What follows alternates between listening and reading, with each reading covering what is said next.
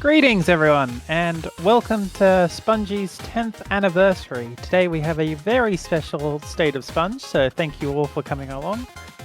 As you can see, we're doing this one on the top of a big birthday cake for something interesting.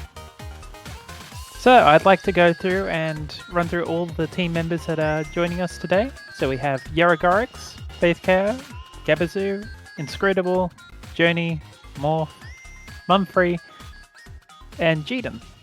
So welcome everyone. So today's run of show is going to be fairly straightforward. We're going to go through the whole 10-year history of Sponge, hopefully fairly quickly, and then go over some development updates, plugin highlights, show you what we've been working on. And as always, if anyone has any questions to put in, please add them to the chat and we'll try and go through them at the end of the show. And of course, if you'd like to join the server for the usual hijinks and shenanigans, that's available at block19.spongepower.org. So you can hop on that with the regular vanilla 1.21.1 client. So, getting into it. 10 years.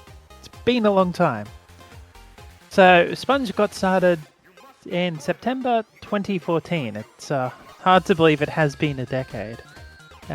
Back then, we were all getting together in the Next Step channel on Espernet, back in the days of IRC. And we all got together from various projects. So, we have people from Spout, Lightloader, Bucket, Forge, across the community at the time. And we came together and decided that, we'd like to build the Sponge project to create a plugin development framework for Minecraft Java that could work across the community, across the different platforms, and try and merge both our, server plugin ecosystems and client modded ecosystems at the time. So, it was built from the ground up to enrich your Minecraft experience by allowing plugins to add functionality to Minecraft, and plugins developed with the Sponge API should work across several different versions of Minecraft without needing to be updated as regularly. That's from our pitch. It's probably worth making a point that that we made a very distinct break from the way that Bucket was working too, and at the time, in any case, the whole idea was to make this sort of a much more forward-looking and not be held back by old API. Yes, of course, that's what we're getting to. That, due to that sort of origin from all those disparate projects and, the state of the Minecraft ecosystem at the time, we sort of decided to make a, clean break with everything that had come before and just build the API from the ground up to be, built from the Minecraft of that era. And that philosophy sort of carried forward. So we do regularly update the API. And of course, there are breaks from time to time. However, in the era since API 8, we seem to have had pretty consistent, a pretty consistent API base. So plugins from then onwards seem to have actually been fairly stable, which is nice. It has, of course, been a bit of a challenge with the Minecraft doing quite significant under-the-hood rewrites, which has kept things interesting, made things lively. I'm sure the developers would agree.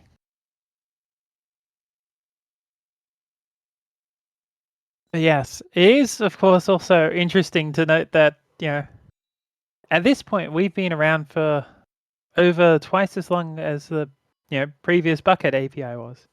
So Bucket lasted about 4 or 5 years.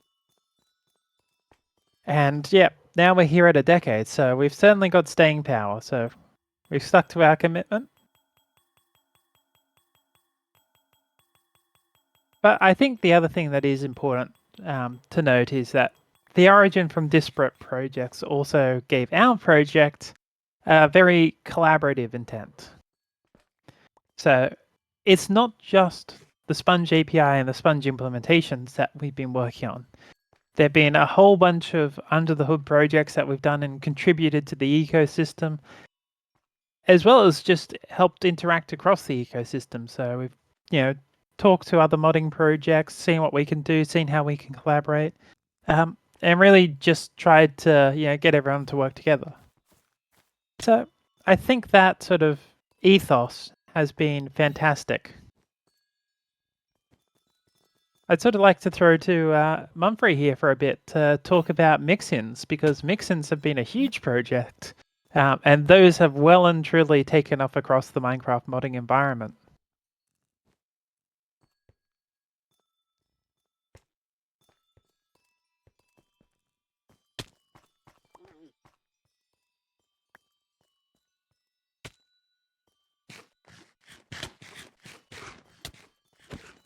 I'm going to click that button. Oh. So I apologize because the stream didn't hear anything I just said. So yeah, I was just lambasting Owen for throwing me immediately under the bus, but I was sort of the loudest person at our planning meeting for this thing, basically because it's been an enormous part of what this project is about, to kind of try and bring different areas of the community together. I mean, that was how it started. Owen just mentioned Next Step, which of course was kind of an enormous summit of pretty much everyone who was anyone in the Minecraft community at the time. Just coming together to try and figure out what we should do, because Bucket was an enormous piece of the puzzle at the time, and having it taken down, 10 years has really dulled the memory of that, but it was an enormously shocking thing at the time, because we hadn't, now 10 years later, we've seen all kinds of schisms and projects and new projects and old projects and lots of changes. But at the time, we hadn't seen that kind of thing, and the handoff from HMod to Bucket was not exactly smooth, but Bucket stepped up to the plate and really presented a picture of stability for Minecraft server-side modding that was really notable at the time. And so the shockwaves that went through the community when the DMCA takedown happened and everything that followed really was palpable, and that was shown in everyone showing up. Every project that had a person who'd been working on it showed up to that Next Step channel, and Sponge was the result. I suppose mix-in's an interesting phenomenon there.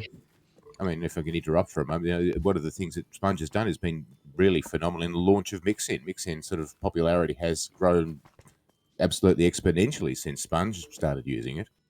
Yeah, and but I like I say, I was kind of I think part of the reason was we really demonstrated that if we kind of established a common base, then that could be good for everybody, and that's exactly what Sponge has demonstrated. Obviously, Mixin was born out of me essentially nagging Lex Manos, and then Lex Manos saying, go talk to this guy Jiden, who was immediately on board with the concept, and we just took it and ran from there. We took the core technologies that I'd been working on for the couple of years before Sponge in Lightloader, and we just kind of ripped them out and packaged them into a thing that is now everywhere. So yeah, if Sponge as a project has anything to show for, it's the totem. It's what it represents as an idea, and Sponge vanilla and the Sponge implementation are one thing, and Mixin is definitely another. I'm going to shut up now, because otherwise I'm just might talk forever. Yeah. If I can also add, like, one of the projects that doesn't, I think, get enough visibility at times is, and mostly because it's just very straightforward and does one thing and does it right, is Configurate, which is a huge thanks to ZML for having built Configurate in the first place eons ago, having brought it into under the Sponge umbrella. It's continued to demonstrate I guess a pretty good library for being able to use configurations as plain old Java objects without having to mess around with different frameworks, right? We don't have to worry about does it work with your build process? Does it work with XYZ? It just works. Configurate is one of those, like, I guess, other totems of the Sponge project overall.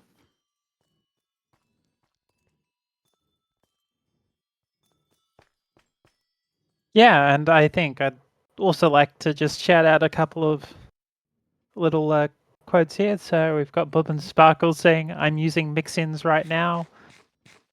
I believe we also had a quote here from Claude, "Mixins are god tier." So, Mumphrey, your contributions are appreciated. Mixing's Yes, also I'd been a little also bit of a Mixing's also Oh, been a sorry, bit you of a go. curse for us in some ways, because the fact is that nowadays everyone sees some Sponge powered in their crash log and goes straight to us first. Yeah, but I guess part of that is just going to be down to who, right? How do we move forward from having produced this library to how do these platforms, I guess, better identify when developers have done something shady? Not shady, but incompatible with each other in different ways, right? At a certain point, we can't be controlling of the user experience of mixins. We can only control certain portions of the developer experience.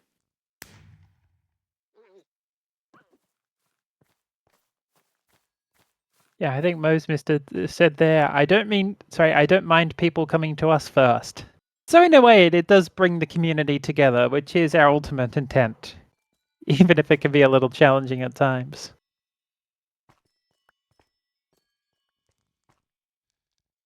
But yes, I think Gabby mentioning configurate was also really important. Zetamel's done an incredible job there.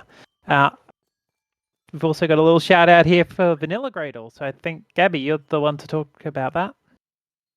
Oh yeah. Well, we've how do I put this? In the time of old, no. In a lot of the Sponge community can kind of remember quite a few bits of drama here and there over the several years.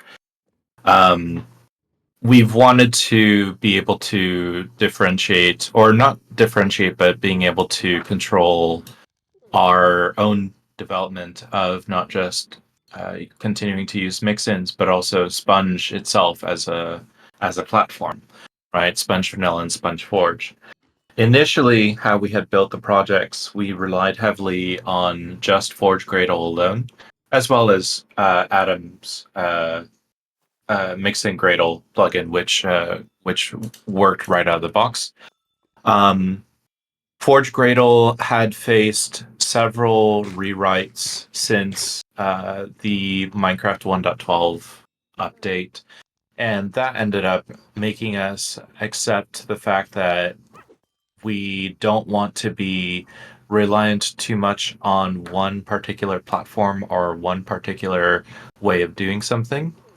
We figured we would need to develop our own tool chain overall, which would end up resulting in having built out Vanilla Gradle. Initially, we had already built Sponge Gradle to help facilitate not just Sponge plugin development, but also Sponge Sponge's own implementation development as well. And so Vanilla Gradle kind of became one of the first few Gradle plugins outside of the Forge ecosystem, I think, that I believe, but I'm happy to be wrong, right?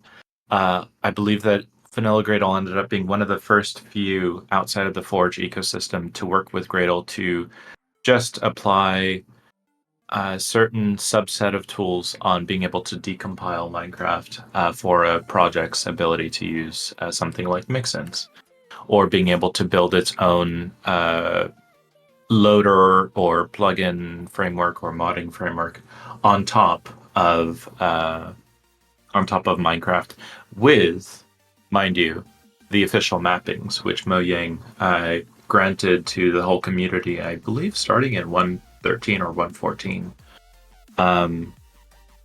And so with those mappings, we knew that we would be able.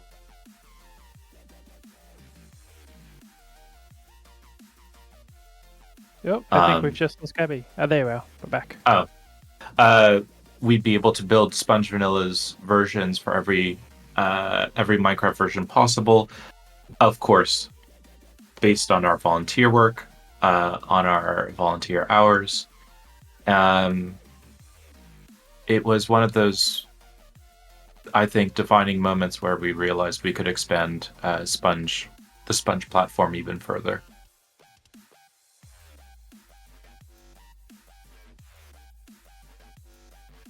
Yeah, we've got a few little comments here. Bob and Sparkle saying, I use Vanilla Gradle with nearly every one of my cross-platform projects.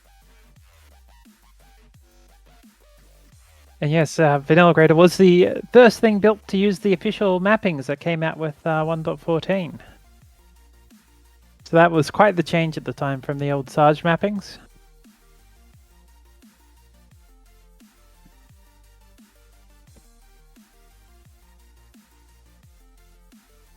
Sorry? Alrighty. Oh, I was saying Vanilla Gradle was the first to use the Mojang maps at the time, which is quite a change from the old Sarge map. So it was quite a different way of doing things. Yeah. And I mean, kudos to Mojang for publishing the mappings in a way that everyone can benefit. Because one of those big things is that now practically the entire modding community is aligned with using the Mojang mappings. And that certainly has been a boon for compatibility. Because that was a big problem with the old, Forge and Bucket setup as well. Yeah. Every project at one point had to have its own mappings because they didn't grant permissions or the toolchain was just different. And that has been a good thing about our community. We have sort of been moving towards some degree of standardization across all the different projects. Of course, we're not there yet, but the vector's great.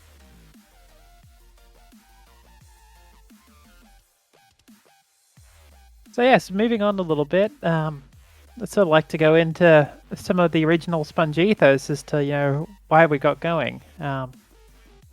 Sponge was designed as a project to try and build compatibility across all those different ecosystems. So using the Sponge API, people would be able to build plugins for, a vanilla environment or a modded environment and so on across different modding environments, potentially, if people were willing to do the implementation. I believe we had a Glowstone implementation at one point. Was that Neptune? There have been several third-party implementations of the Sponge API, and that's been great to see whenever it's popped up. People actually porting the API to different platforms to allow further compatibility. Oh yeah. And it's also made a difference in, making it easier to develop across that. I believe, Gabby, getting events working and event tracking has been a huge thing for Forge mods. Oh God. Adam, do you want me to pull up the good old yeah, you can do. image? Where is that image? God. Yeah. So what Owen's commenting or reminding us of is a long time ago, I think, where we initially, here we go. Literal back of the envelope stuff. Yeah, literally oh, come on. Have you found it? Yeah. Here we go. If you pop open I've got it. stream- It's up. Yeah. So we initially created the idea of how do we handle events when mods are involved at Sponge, because to plugin developers, we should be able to provide the exact same experience of that they would see in vanilla. And we effectively had to develop a state tracking mechanism into the game. And it's this system, this is the original hand-drawn diagram that we kind of devised over the years, even, continuing on into a different evolution of representing things as transactions so that we could facilitate enhanced rollbacks. And so this system has gone through multiple versions, multiple changes, multiple efficiency updates, multiple gotchas, and it has served its goal very well within Sponge, at least for Sponge plugins, and for most of the most mods on the platforms have just worked out of the box with it.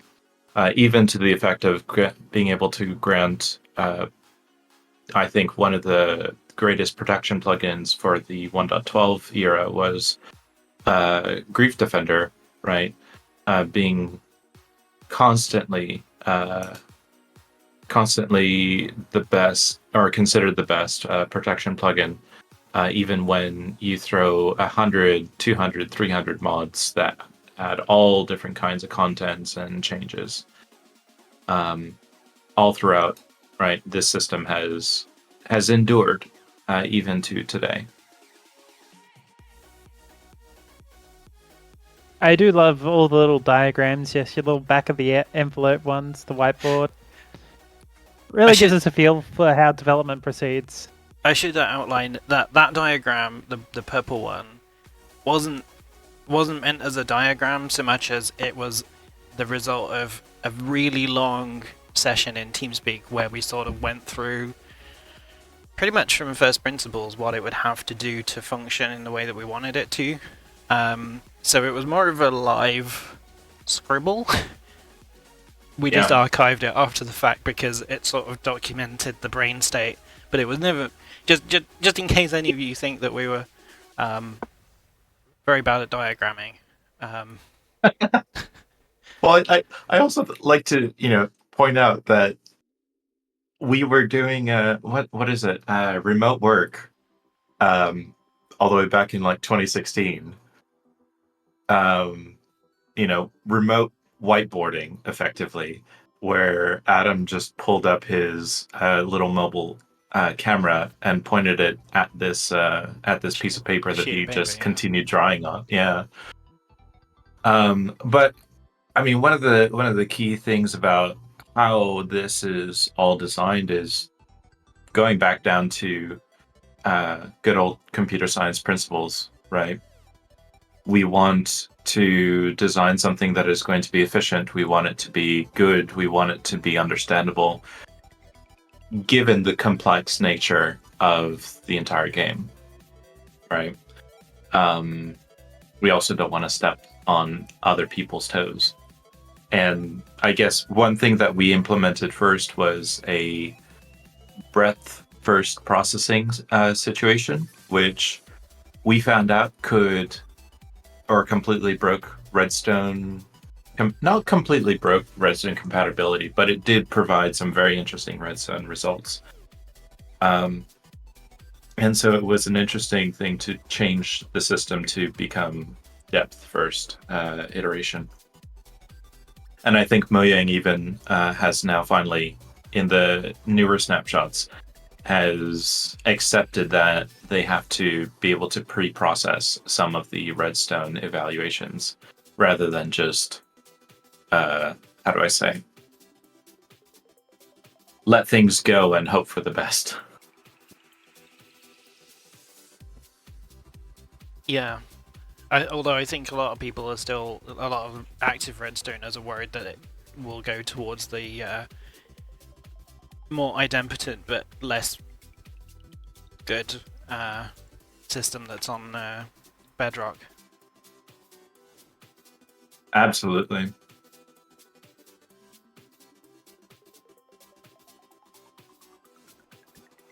I think while we're on that sort of subject, are there any big development moments in history you'd like to go over?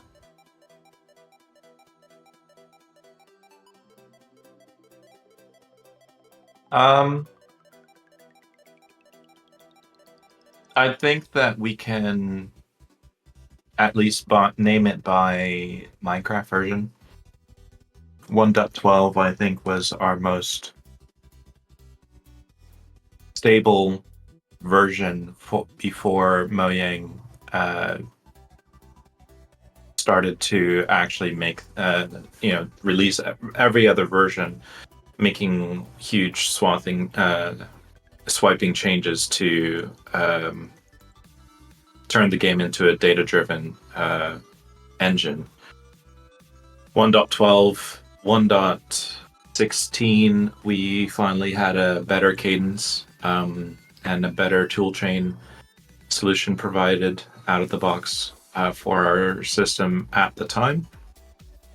And then more recently, 1.20.6 has been, I think our toolchain has just not necessarily been perfected, but I think this is the most stable toolchain that we've had for years. And that's what 10 years of experience will do for you. Yeah. 10 years of finally got constant to a development situation- too. Yeah. Finally got to a situation where we've got, a nice platform to build upon. I think that's as good a place as any to lead into the modern development updates. So what we've been doing with 1.20 and 1.21. So, Sponge Vanilla, what's the situation? Yeah, so Sponge Vanilla is progressing quite well. We're constantly making quality of life updates to both the API as well as the implementation. Huge thanks and huge shout out to Joni for finding different areas that we can continue improving. I'm currently going through, and what's on screen is Mr. Hell's API improvement for adding item stack like to the API, which is a wonderful quality of life improvement. We have some other PRs that are currently open on the API as well that are introducing things for enabling plugins to use Juice, the ability to have reloadable registries, and that's all slated for 1.21.1. And the addition is that at least last week, I already had the update for the last snapshot running, able to build, being able to build a production version. Currently, I'm in the process of going through evaluating how to, not how to, but to update to the next snapshot that was released this week. The subtle change that broke or that is requiring further evaluation is to do with item predicates, something that is heavily used in the loot table system, but more recently from the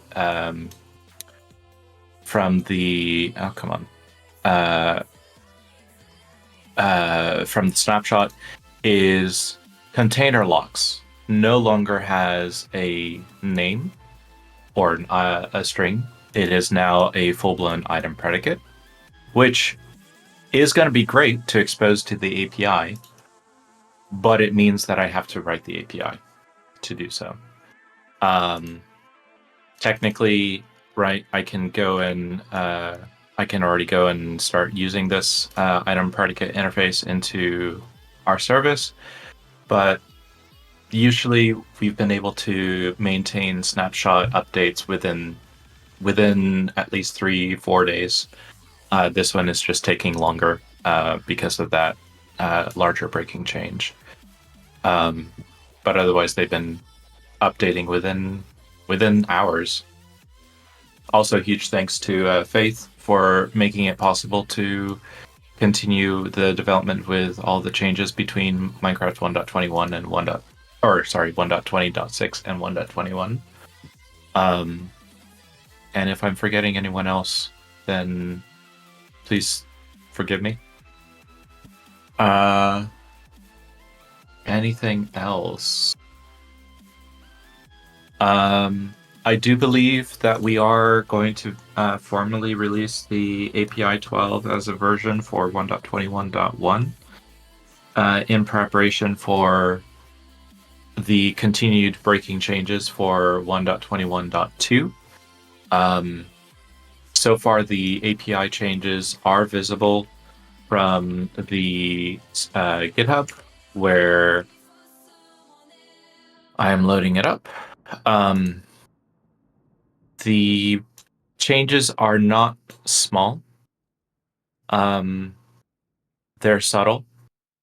There are certain things that mowing is just completely tossing out in a bucket of water, right? Just plopping it on the ground and letting it drain out. Explosion radius.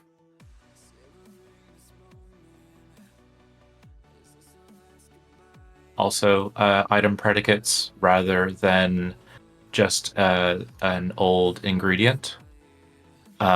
Ingredients are appearingly going to go the way of the dodo soon. Boats no longer have a represented block type that is derivable by the game. So that is also a breaking change. What else? There were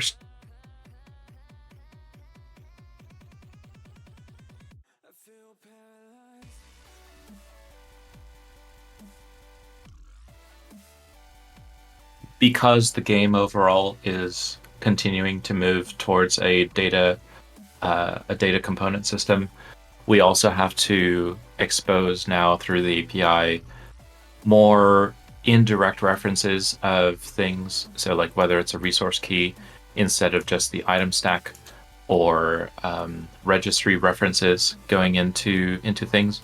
What this would enable is for plugins to use those indirect references as their string names, rather than having to wait for the registries. They don't have to get proper item types. You don't have to get proper data keys to do things. You can now do a fair amount in the game through indirect references. And these indirect references are only actually formally evaluated at the time that they are being used by the game, at which point, of course, registries are actually usable. So another example, cooldown events using resource keys. Recipes still do use ingredients. I believe that's going to be mostly it. That's most of the breaking changes. I guess yes.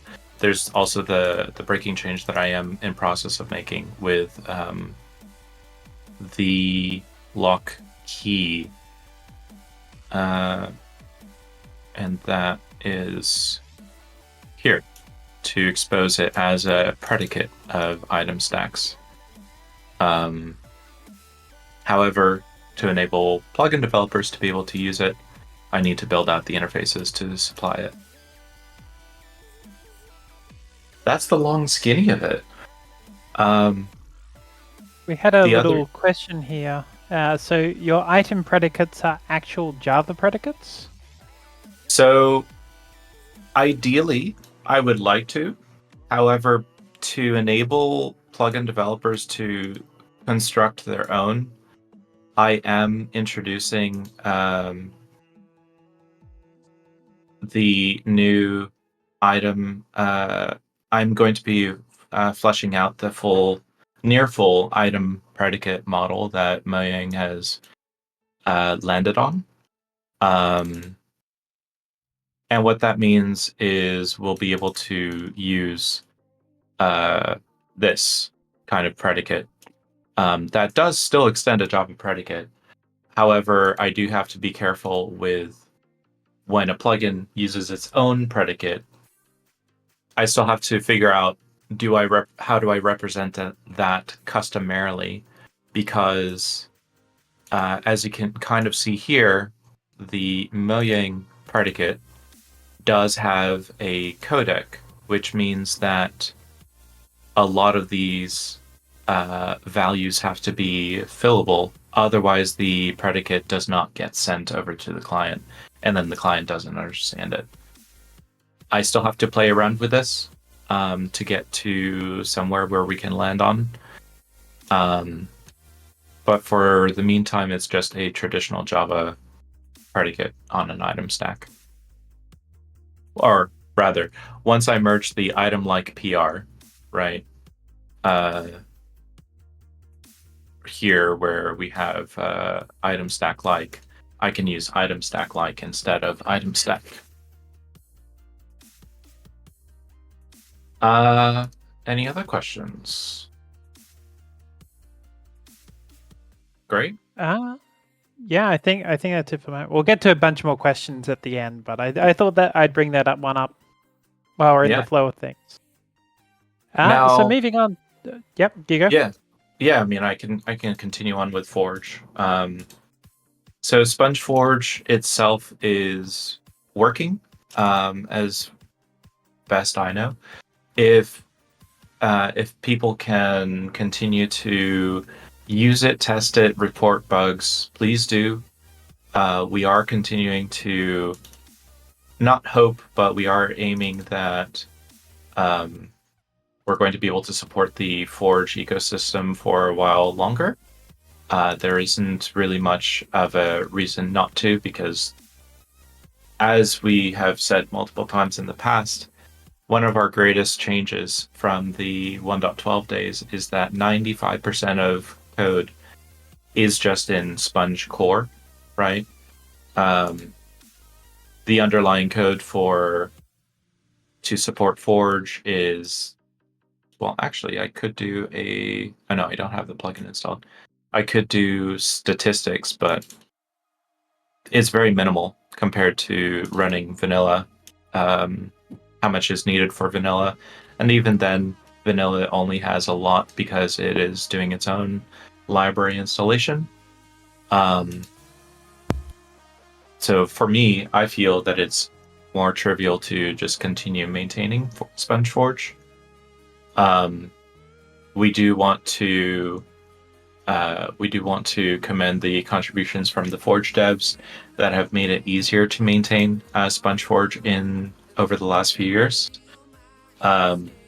They've been very receptive to our requests when it comes to a certain way of how something is being done, or if it's changes to mod launcher, or if it's changes to the Forge event, the Forge event system. Yeah, I would just love to reiterate, people, please give us bug reports as you find them. We can only improve it if you report it. GitHub issues helps immensely.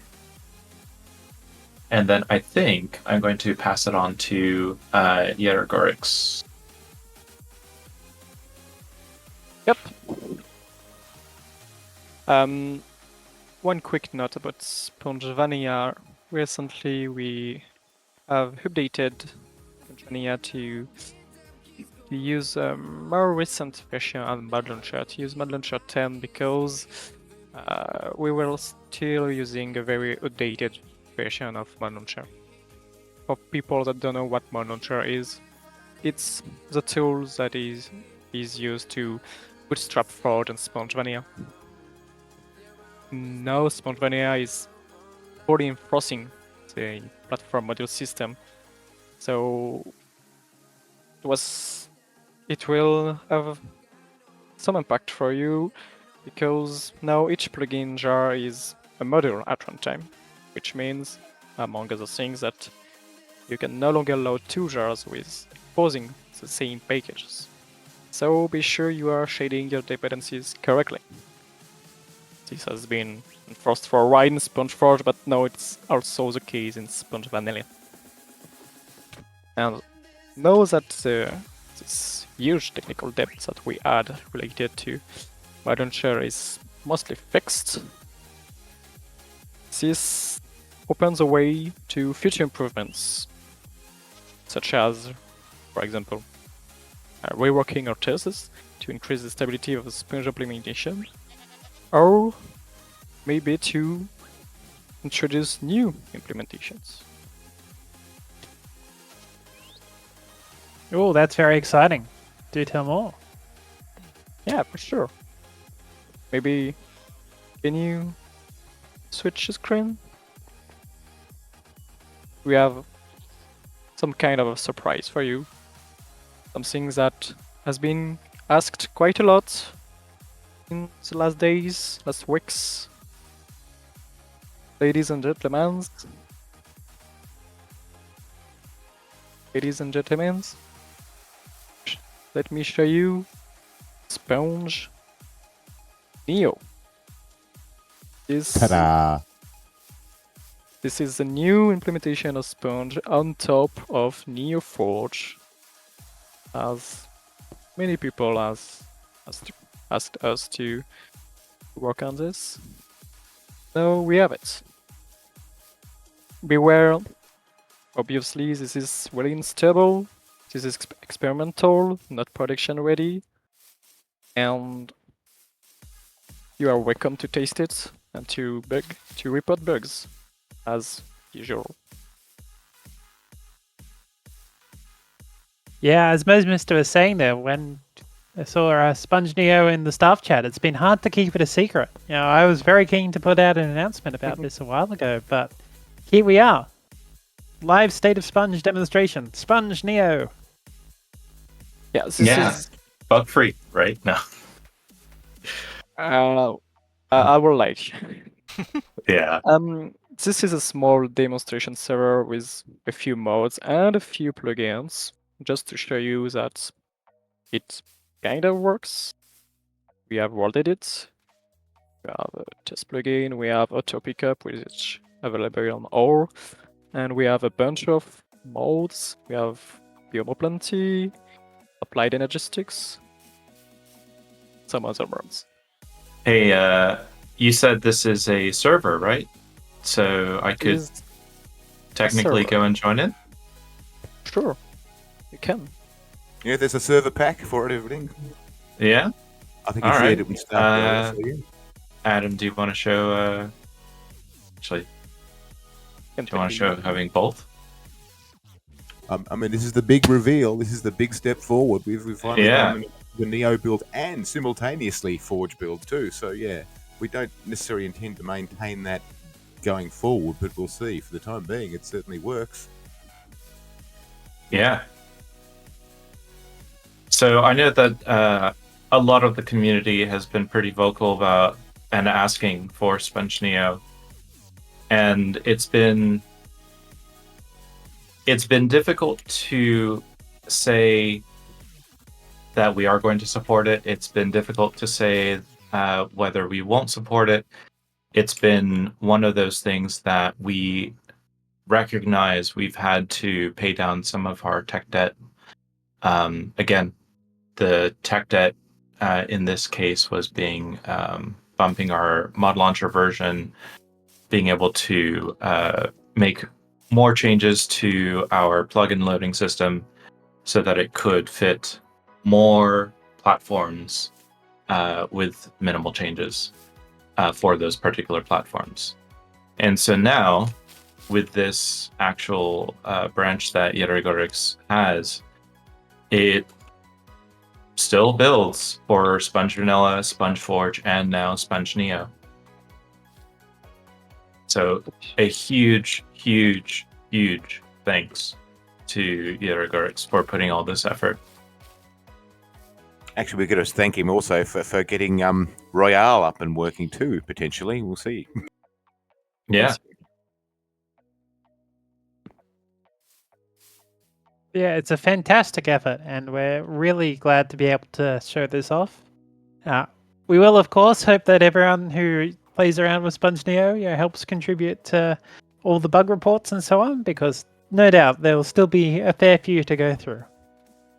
But just getting it running is a fantastic start. We've ticked all the boxes. Yeah. Well, we don't have a fabric build yet.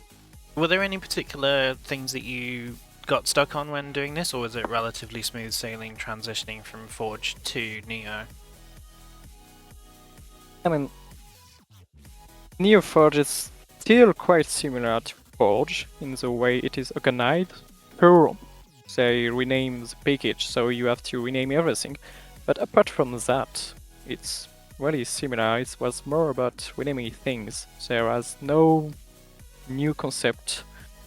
It was, again, reusing mod launcher. Sure, it's a fork, but it's still binary compatible, so made easier for me to update the mod launcher part. And then I just have to fix a few things, but really it's very similar to Forge right now. I'm sure it will diverge in the future, but I think it's okay. Yeah, I'm just loading up the actual changes in on GitHub. If you want to show that up.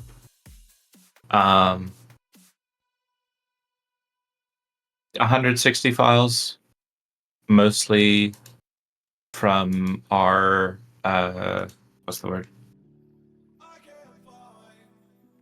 From our build setup, which has a lot of quality of life improvements, and I personally love it. One change that we do want to be looking at in the future is what does the Java module system actually serve us? Do we need to go anything further than just automatic module naming? Yeah, I mean, for the most part, it's wonderful how little has had to actually change for Neo.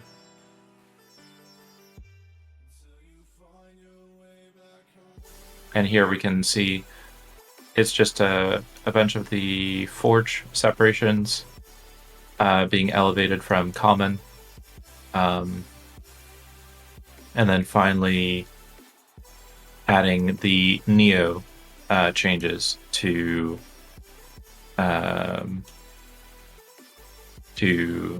the system, which of course will be the largest actual number of changes. But it's there. It's going to come in real soon.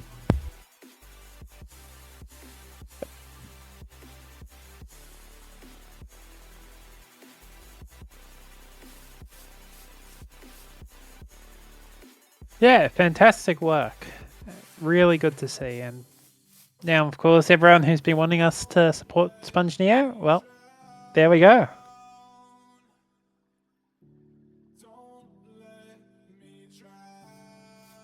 And then hopefully the continued development efforts will be fairly straightforward. And so what's next on the docket?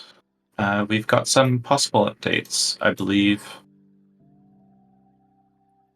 API changes, API plans coming, moving forward. The future. That's basically what we're talking about now. What is the future? What is the future of the API? So we want to support the community. We want to encourage continued development and continued growth for the Sponge community. And what that means is we need to kind of reiterate some of the requirements of how we handle APIs or API lifecycles. Because the modding community because we can release a Sponge version for a particular modding platform does not mean that is that's not going to be the most popular. As we have seen and recognized from the past, not having, for example, a Sponge Forge for 1.20.1 meant a lot of people are not able to use Sponge for that particular version and must look for alternatives. What we want to do and continue doing is to have a Sponge API version that is supported, maybe not for continued enhancements or continued additions, pinned on what we hope to be able to evaluate as the quote-unquote next modding version. If that ends up, for example, right now being 1.21.1, fantastic. The API that is released for 1.21.1 will turn into that API version is going to stay supported. It's going to be, the implementation is going to be continuously updated, continuously built. We're going to accept bug reports and bug requests. Meanwhile, the API versions will be feature free to continue their own development, with Sponge Vanilla targeting the latest released version of Minecraft itself. But again, because Sponge as a whole repository builds all the platforms that are available for that version, Sponge Vanilla will continue equally getting updates for the last stable API that is heavily used for Moj and potentially Neo. For Forge and Neo. We encourage people to please test with what is considered stable. It may not be stable with regards to API. It might be more of stable versioning. We will not consider APIs to be stable anymore from the perspective of it's released and the API is not changing stable, but more so the Minecraft version that the API is designed for.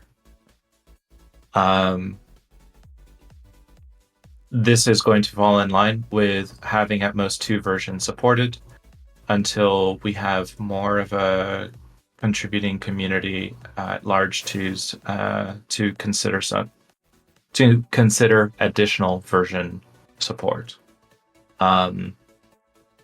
As always, snapshots, we will do our best to continue updating for every snapshot as time permits. We do not want to keep holding an API hostage to be released. We want to enable an API to be released sooner rather than later for the Minecraft release itself. If that means that a major version has to be cut, then we will just have to accept that moving forward. So without further ado, I'm happy to say that API 12 is going to be released as soon as a couple of PRs are merged.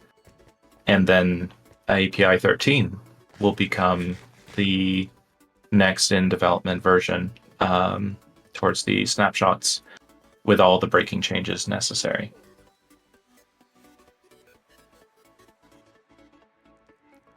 Did I miss anything? I think that's all the essentials. Cool. So now I believe Joni was wanting to do a little server tour.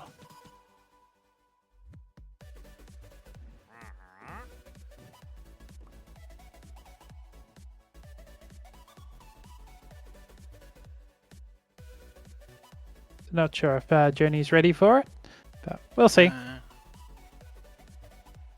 He's not pushing anything to the channel at the moment. Oh, that's all right then. Should check. At this stage, do we want to try and do some Royale, and I then think get that was into the some plan. Q&A? Yeah, Sounds I guess good. that's the other bit of news that we've had Eurogorix also not only had time to update Sponge Neo, but also update Royale to the latest version. So we should have a working competitive environment going up sometime very shortly.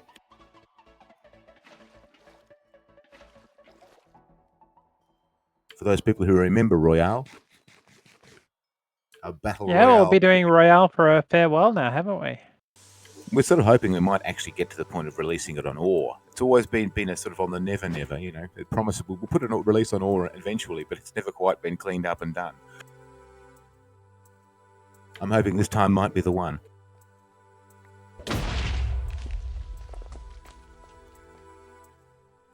Right. Royale has been set up on a different server, so for people willing to join it, you have to enter different address. Would you care to post that in the chat? Eurogorix. Sure. We'll broadcast it in game and put it somewhere on Discord. Oh, yeah. Thank you. And maybe on Twitch as well if you can.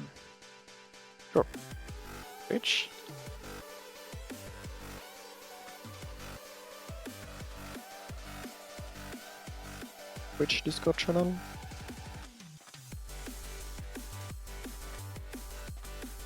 Fine. And now the fun begins.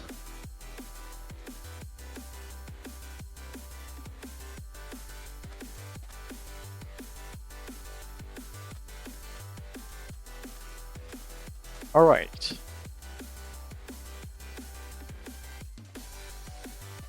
How many are we? I think we're at criticality. No. The map can hold up to 20 players.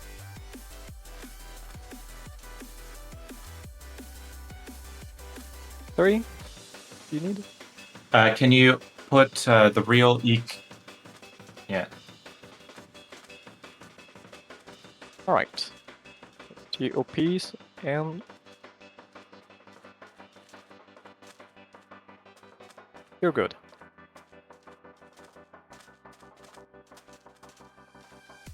So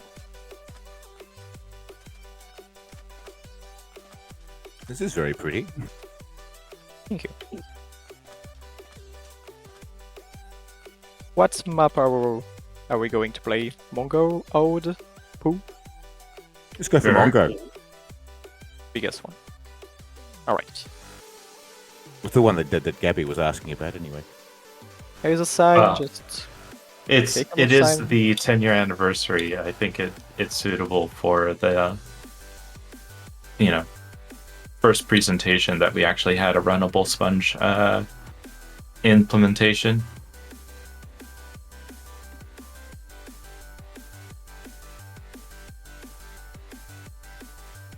Oh god, this is all sand. It is.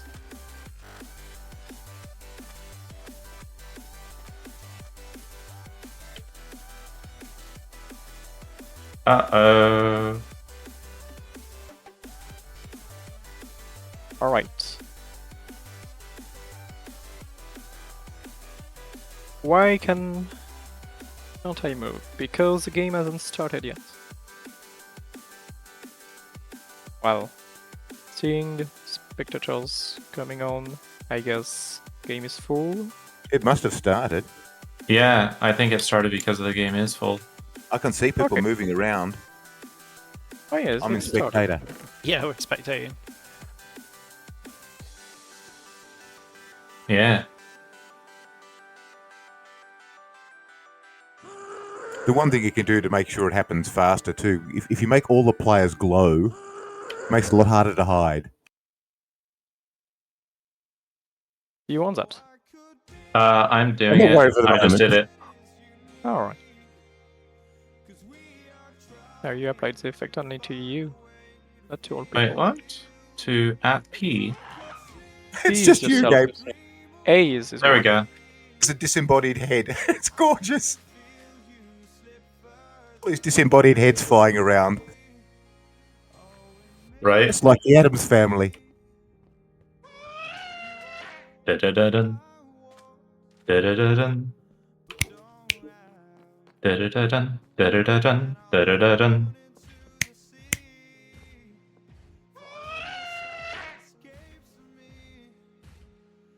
And what happens if the timer runs out? It starts raining assassins, I think. That's the way Jeden had it programmed. I think there might be Yeah. further steps in that. It might start raining fire or something, or poison.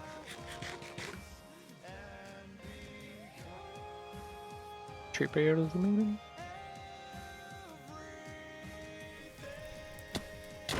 I think we can shorten the timelines or the time duration just for the hilarity. There's only 2 people left alive. Yeah, That took I think Not long. one of them is just hiding. Where is he? You're gonna need to try and find all the equipment to survive the assassins.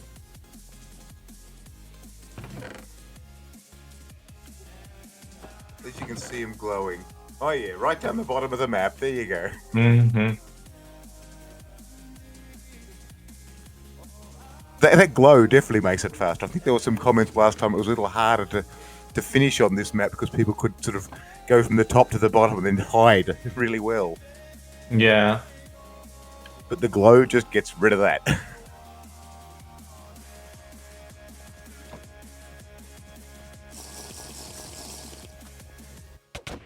Here we go. Oh, the final no. confrontation.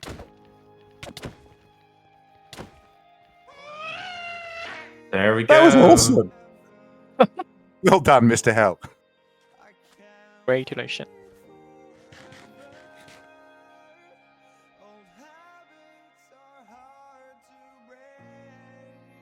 Yeah, you can rejoin.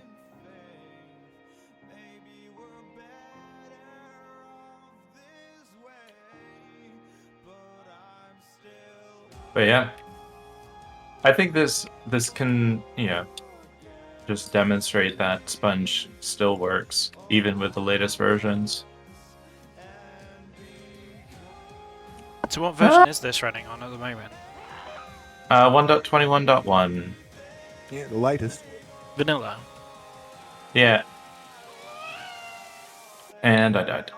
Yeah, I think the plan was to try it, run it on Neo actually, but there were some small hiccups with that. Otherwise, we probably would have run this on Neo. Yeah.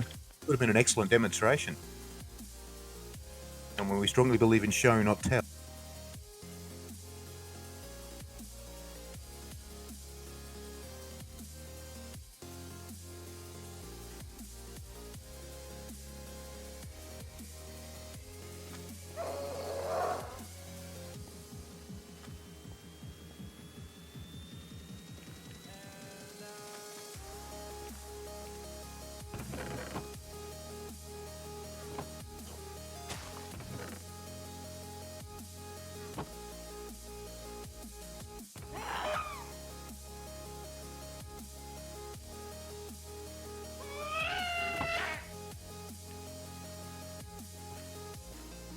Inscrutable, I don't think you can hide that way.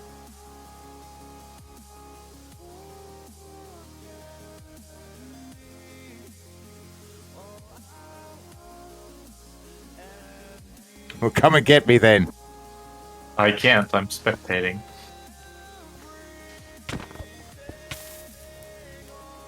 Oops. Rip.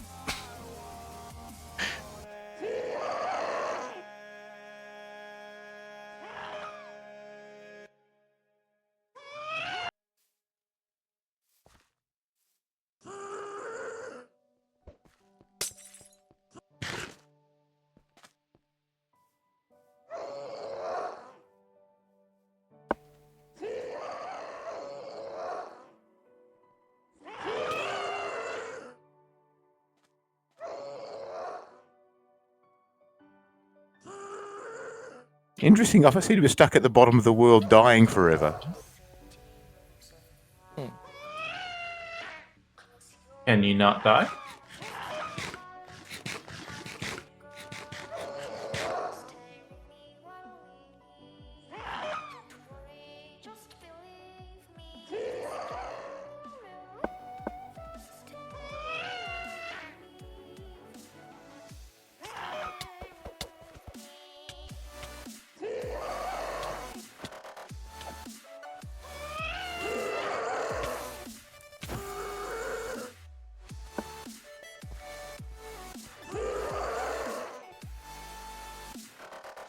Yeah, that was And definitely a these- weird experience. Can these players survive another 2 minutes?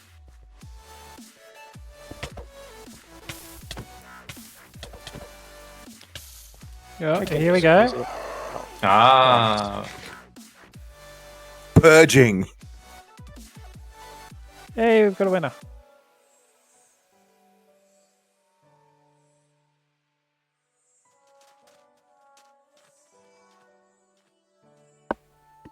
This works really well, I've got to admit.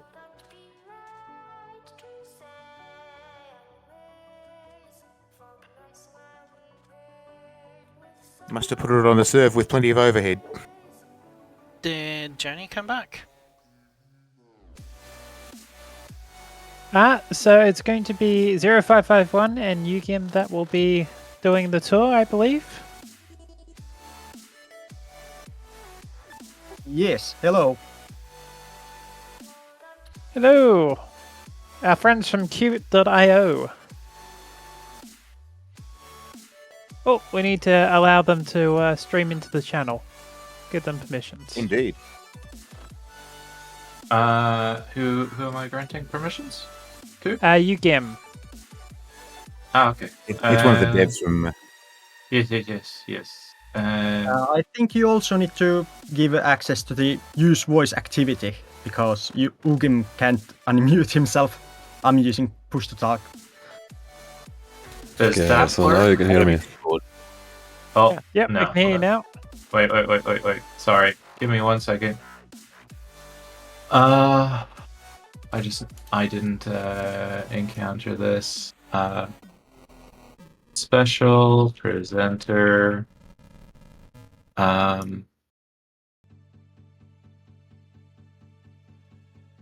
Alright, so everyone can hear me? Yeah. Yeah. Yes. Indeed. Good. So I'm just gonna share my screen here. I don't yet have privilege to do that. Yeah. Give me 1 second.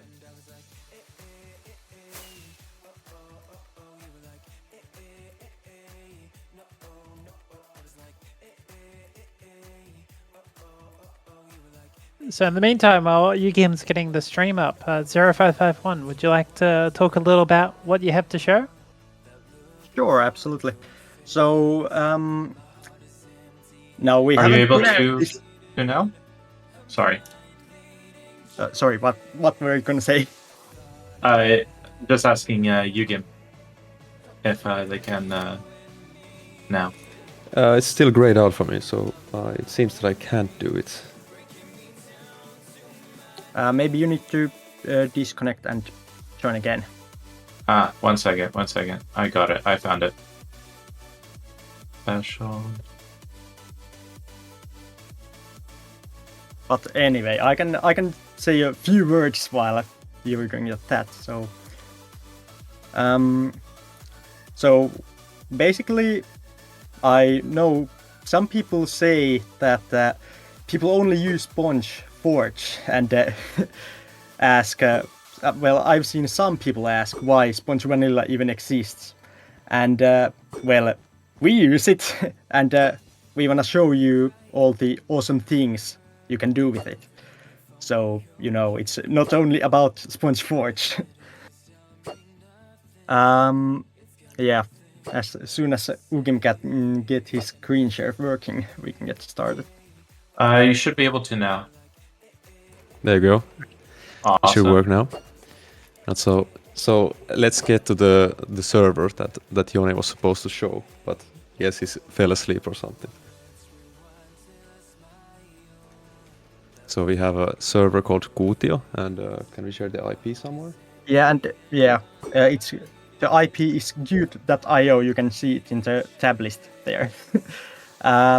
So uut.io if you wanna join and check things out. Yeah. It is Oh, a pretty yeah, awesome fun. place too.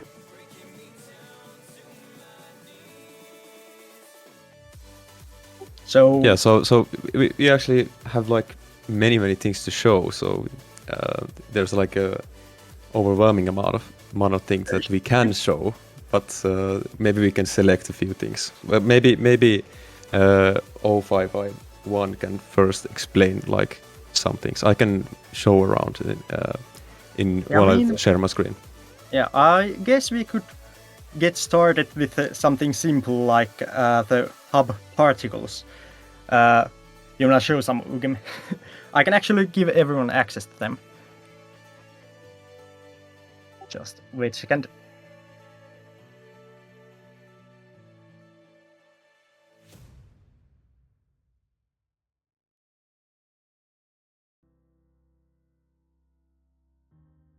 Okay, so now everyone should be able to access the particles.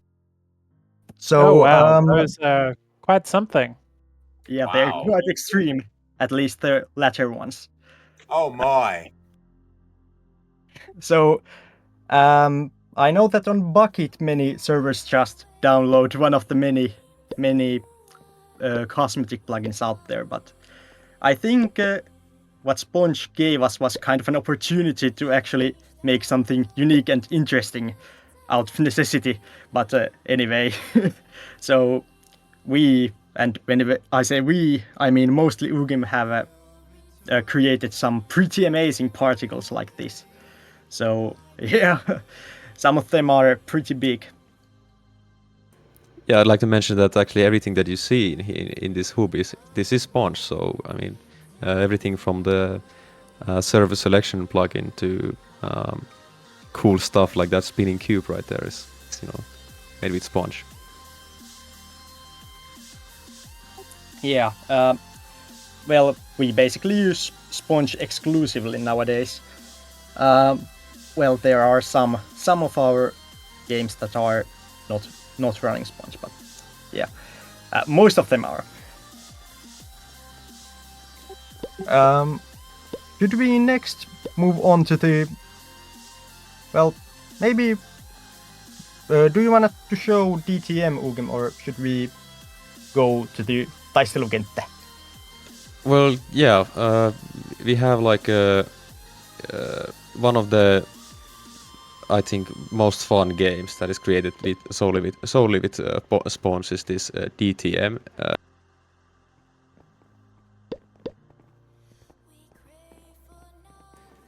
DTM, Sorry. was this damage the map? Yes, damage. It's destroy the monuments. Yeah, so it seems that some people have been playing here, so maybe we can. Let's see. I can reset the map.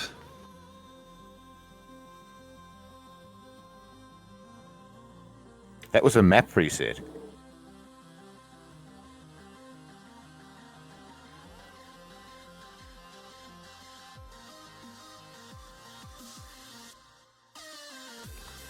So there's a countdown, and after the countdown is done, we can join the game by typing /join.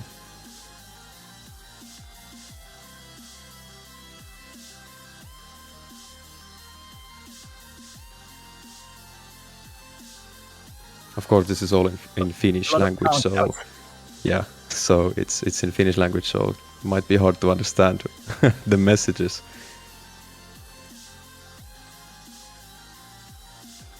The idea of this game is to destroy the enemy monuments, which you can see, for example, those obsidians.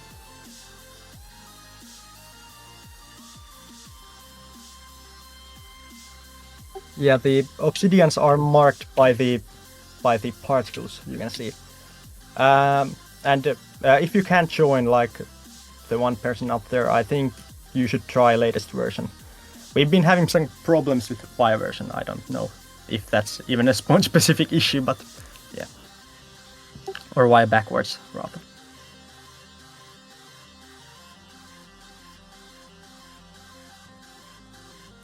But yeah, I think this is a pretty fun game, and yeah, it actually, yeah, we've been able to catch quite a few bugs in Sponge Vanilla with this. Like, yeah, We like that. Yeah, I think there was actually a bug in Vanilla itself that we caught.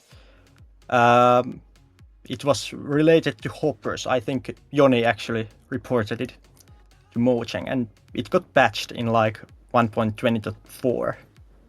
Yeah, so yeah, I don't know. Do you have anything else to say, Ugem? Well, I would like to see more people here. I mean, we've had like simultaneously. We've had like more than 200 players simultaneously play this game, DTM. So right now it's very quiet because it's like 1 a.m. in Finland. So yeah, it also has pretty good performance. I think that's a fair excuse. 1 a.m.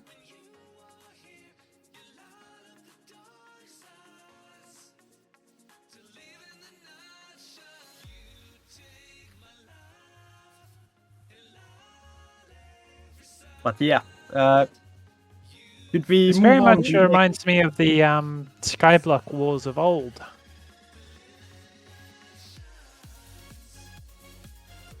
Yeah, there's like a some kind of economy also. So you're collecting these amethysts, and you can open the shop by typing /shop. And here you can buy all sorts of tools that can help you win the game, destroy the enemy monuments.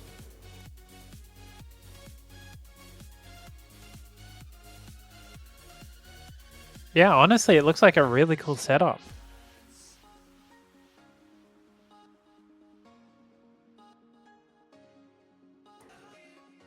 Yo, someone's died. Your game's killed Black Killy Cat. I got to admit, everything I find on your Oh, server is absolutely vengeance. visually stunning. Yeah, I'm just wandering Yes, around the spawner. It's gorgeous. I think we can thank Ugim for that, for at least for all the cool particles and such. Yeah, the so, buildings are yeah. building. Yeah, I like to do things very nice looking. I actually started like my Minecraft development journey with just trying to build different particles and stuff like that. So This place is fantastic to look at. Yeah, absolutely gorgeous. yeah, we of course we have other things in Kuutio as well than DTM. So we can move to maybe we can play this game, or depends on how much time you want to dedicate to this, because there are other things as well we can look at. I mean, do whatever you like. I think in the long run, maybe we should just spend the entire state of Sponge just touring around this server. You could do that. Spend days here.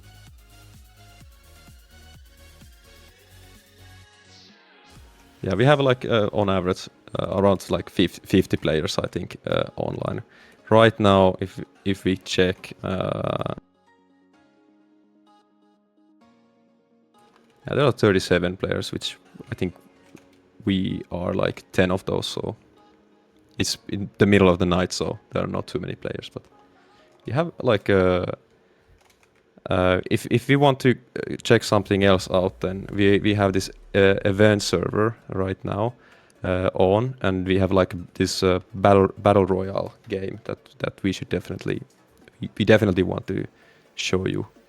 So we can go to, I guess this is enough of DTM, so let's go to the event server, and you can just use the command /event.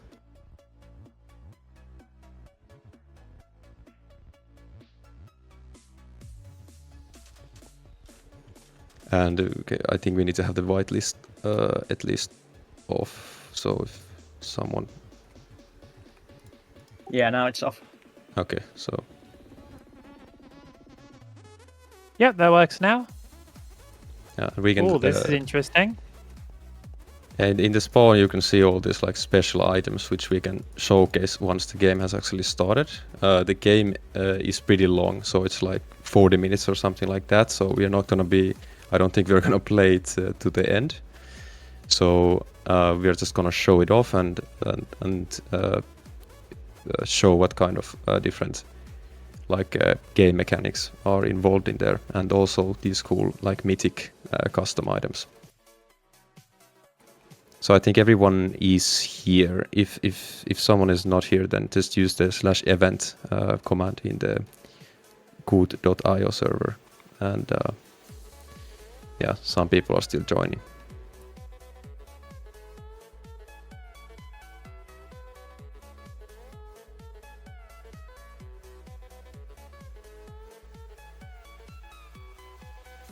So actually, I would like to explain this very shortly before we start the game. It starts by us going. We are basically in the sky. There's a huge map built by our builders. So we are in the sky and we are like riding a vehicle. And then battle tractor. yeah, it's like bus. it's a battle tractor. So you can drop off by pressing shift. But keep in mind that your elytra is basically it has a very low durability. So the idea is not that you actually fly past the whole map. You just drop nearby to wherever the battle tractor is at. So keep that in mind. So I guess we can start now. So you can start the counter. It's like 10 seconds.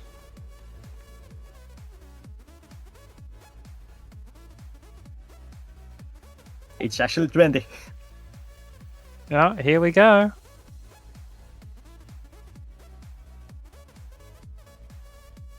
Yeah, we actually had a pretty huge event. We had like almost 200 players also playing this one. Oh, that's certainly a good indication for Sponge's performance. Here you can see the map. I have some shaders on, so I think that affects how my map looks, but normally those names wouldn't be see-through here, but for some reason this map, it is see-through. There's also some locations on the map, so I can see myself on the map and decide when to drop off. And the map is filled with these little chests, and they are basically like loot chests where you can get all sorts of stuff. And now I'm dropping and flying with my elytra to some destination.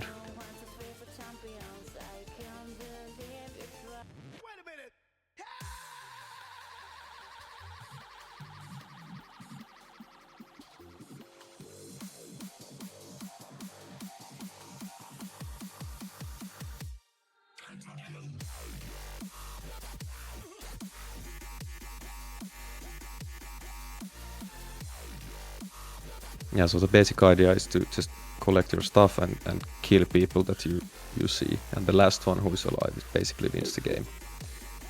Nice dragon.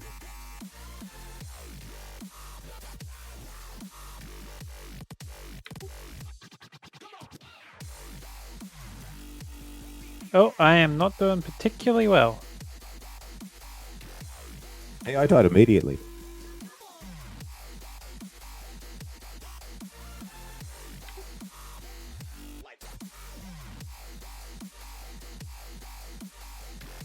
Yeah, I guess if there's one more thing to say, that there's this area that gets like smaller when the game advances. So it's like this circular area. Now it's gonna take a while until it actually is small enough for us to see. Oh, it's like it shrinks like what is it? The Battle Royale maps. Exactly. So it's kind of like at some point at like 40 minutes or something, it will be like completely covering the whole map. So while that's happening, would you like to show off the mythic items, Ugemi? Or the special items? Yeah, I can do that. So I'm just gonna cheat a little bit. So I'm gonna go to creative mode and get those mythic items. Unbelievable.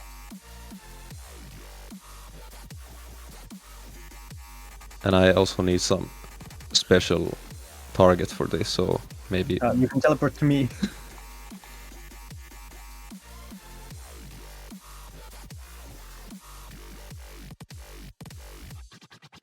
I think you're making me interested in vanilla again.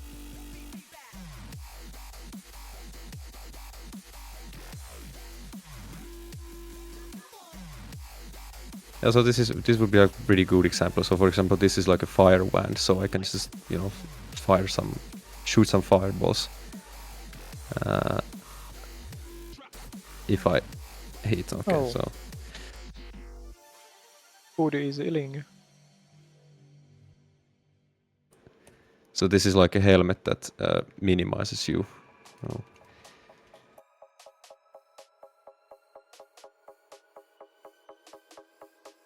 I have pickaxe. Why can't I break blocks? And this is like a hammer that pulls other players towards the user of the item.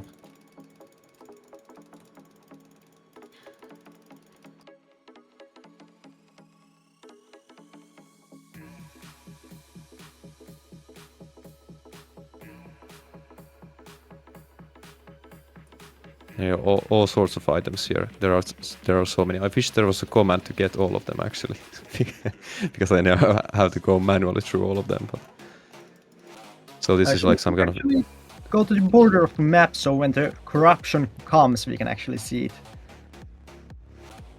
yeah. So actually we can see in the map as well. There's this purple area, which basically is the corruption, and you can see that it's like shrinking little by little. It's not yet visible to the player because it's still in the waters.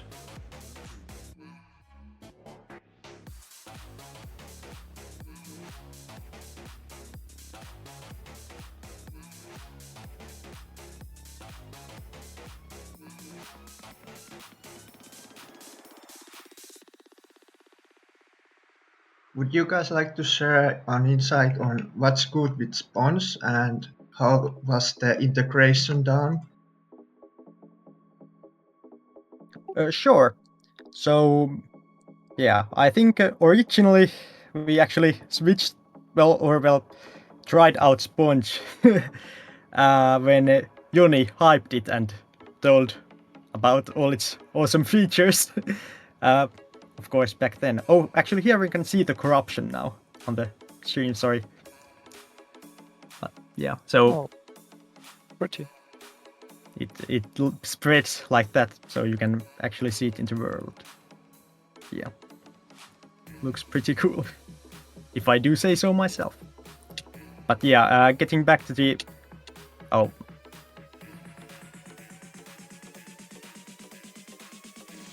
Yeah, so getting back to the actual integration part, or how we got started with Sponge. So Joni recommended it, and well, we found it pretty awesome. So I think it was actually me and maybe a few other people who just started trying things out, and at some point building a game with it, or like, yeah, a mini game.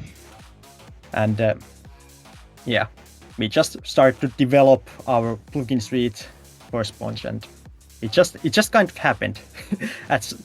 Then at some point we were basically only using Sponge like we did.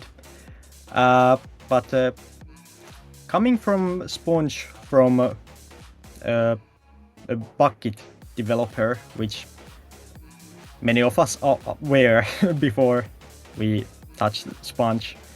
Well, Ugin was actually not. Ugin actually started with Sponge. But yeah, so I think the biggest change or the biggest differences are the phase tracker, or how the events work in general. So in Bucket you like have a billion different events for combinations of different things, like when you need to detect that an item is dropped, there's like item drop event. But if you want to listen for an item that's dropped when a player breaks a block, you need to listen for something like player break block item drop event or something like that. And I think that if you think about it for a while, you can see how it gets kind of confusing. Or, well, I guess it's simple as long as there's not too many combinations of things. But yeah, in Sponge, there's just like spawn entity event, actually, not even item drop event, and then you can filter for items that are spawned, item entities, and check if the course has the correct events or well, the context, whatever. But anyways, you don't need a billion separate events for that. So yeah, it's pretty nice. It takes some getting used to, but once you get used to it, it's pretty cool. Then, well, I guess we are a bit different since we mostly used our own plugins before we started using Sponge anyway. But I'd guess that if a server wanted to switch to Sponge and they didn't have any developers, it would, well, I guess nowadays it wouldn't be as difficult as it was in the API 8 days, because the ecosystem has matured for these versions, and yeah, there are a lot of freely available plugins out there for things like regions and such, which weren't there before. So yeah. You know, it does warm my heart a bit to see this. It really does. By the way, this is Jaden. Hello, folks. Hello, dude. Yay! Lovely to see you, Jaden. Glad you could join us. Because I remember the night, which Blood at the time, he's retired. He was one of the former project leaders for Sponge, and him and I were going over. He had a very, and I have to stress this, very basic tracking system. In hindsight, looking back on it, it was pretty archaic. However, he was able to do something that I'd never seen done on Bucket before. He was able to actually tell if my sheep was the one that ate grass around my blocks in the game. It sounds so incredibly basic, but the concept behind it was incredibly powerful. And then eventually Gabe came in and he put his claws into it. And he's like, okay, I'm gonna redo the tracker. And that became the version 1 of the tracker. And then of course, as they say, the rest is history. But that was folks spoke earlier about defining development moments in history of the project. And that was one of those moments. We did a State of Sponge not too terribly long after he did that. And I remember essentially going into marketing mode. I felt like it. I'm sure if someone goes back and finds a VOD, you'll hear me. Where wasn't that State of Sponge like a couple of hours? I feel like it was. That was the ridiculously long one. They did tend to drag on a bit. Yeah, but I mean, we were showing off like, hey, this is truly what, I mean, there's a variety of things that have always separated Sponge from the rest of especially the plugin side of the community. But the tracker, that was the big one.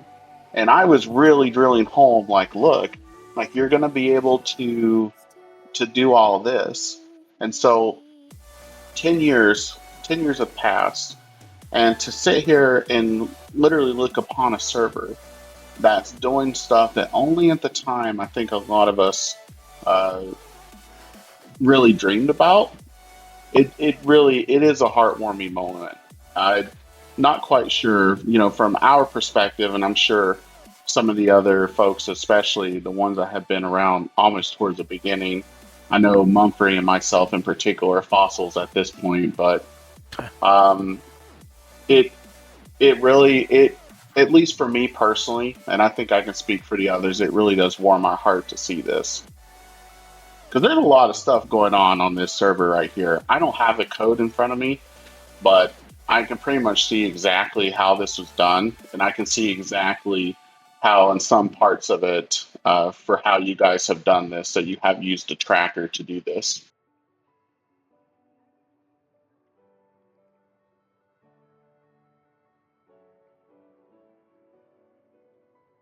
Yeah, just came it's just across- such a cool little demonstration of what can be done. It's a Just gorgeous came map across a as section of well. the map that's made entirely out of skulk. It's weird. It's fantastic work, I've got to admit. This whole server is just absolute spectacle. And I'm not seeing any big drops from sitting here and replacing these blocks like this either. And that's the interesting part to me. But I'm always thinking about the behind the scenes stuff and not necessarily the actual visual experience.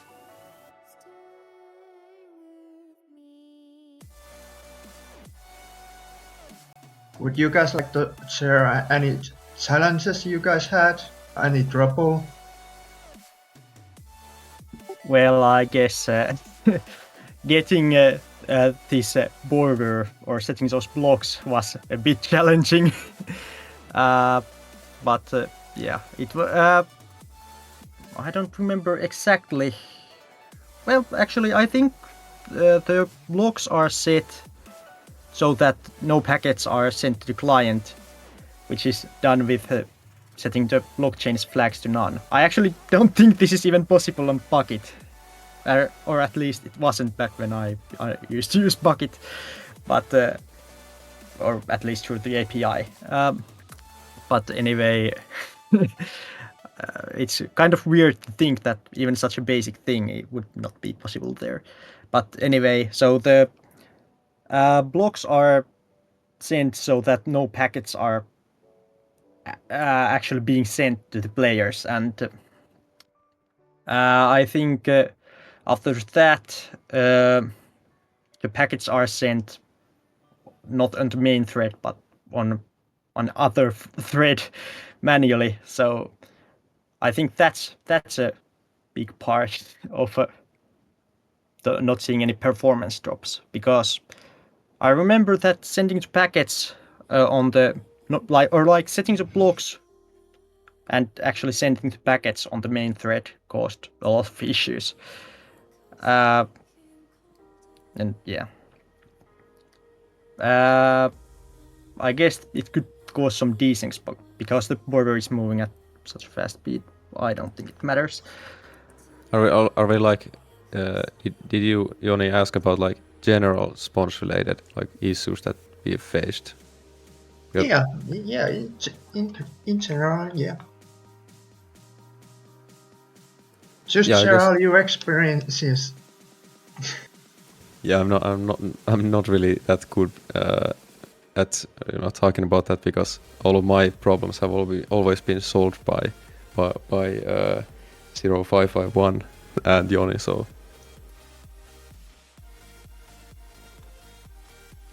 Yeah, I think it's hard to think of any specific issues on top of my head, but well, I guess many of the issues are just bugs, like some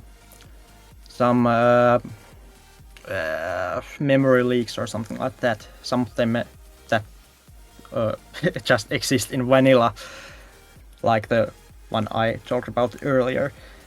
But yeah, I think that fixing them is, or getting them fixed is quite efficient or like fast. Thanks to Joni. Big thanks to Joni for that. And yeah. But other than that, I'm not sure if there.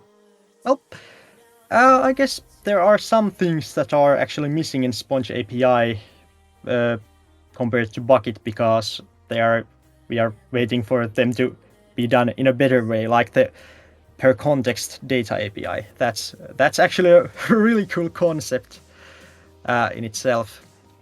On Bucket, you can, there's a way to just hide an entity on a per player basis, but the idea of the per context data API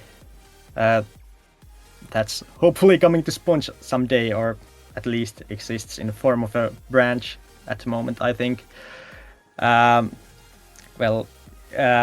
You can do the same thing you can do on Bucket, but also it's generalized in a way that you can also do things like setting the name of an entity on a per player basis, or maybe setting a skin of a player on a per player basis. So you can show a different skin or a different name of an entity to different players, which is really cool. And I'm eagerly awaiting to see that someday, hopefully.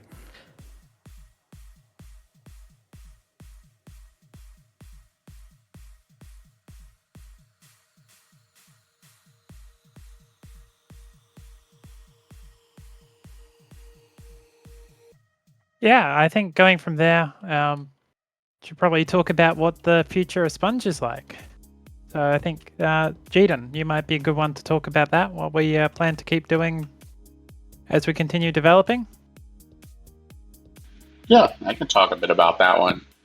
I mean, obviously, Sponge Neo got showed off today, which was, something that was, as kind of like others were talking about, that it was really hard to not talk about it before, because we did see a lot of people wanted to know if we were going to do it. We've been extremely hesitant to commit to this, really because we've been hesitant to commit to implementations on other platforms in the past, as we didn't want to oversell ourselves. And really, at this point in time, it's been made easier about the fact that there hasn't been such a wide divide that has occurred between Forge and Neo.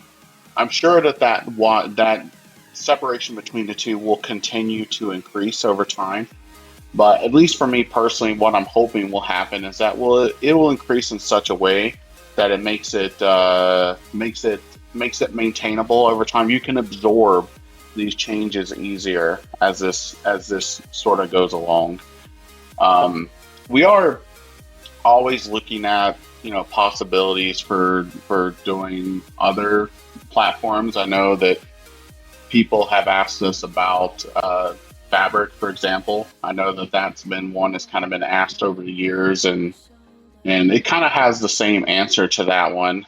Really, Neo truly came about because of the more similarities to Forge than not.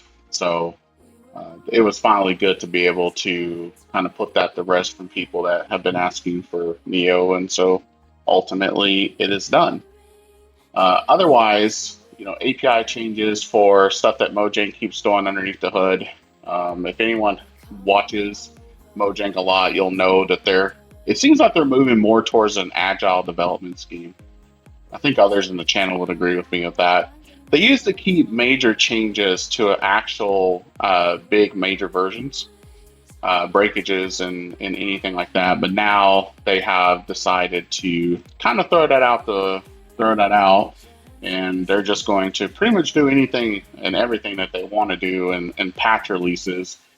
And I know that they announced this year that they were going to, instead of doing, I think the official stance was, instead of doing like the one, or I think it was the two big versions a year, they were going to try to do these like very quicker patches that introduce new content.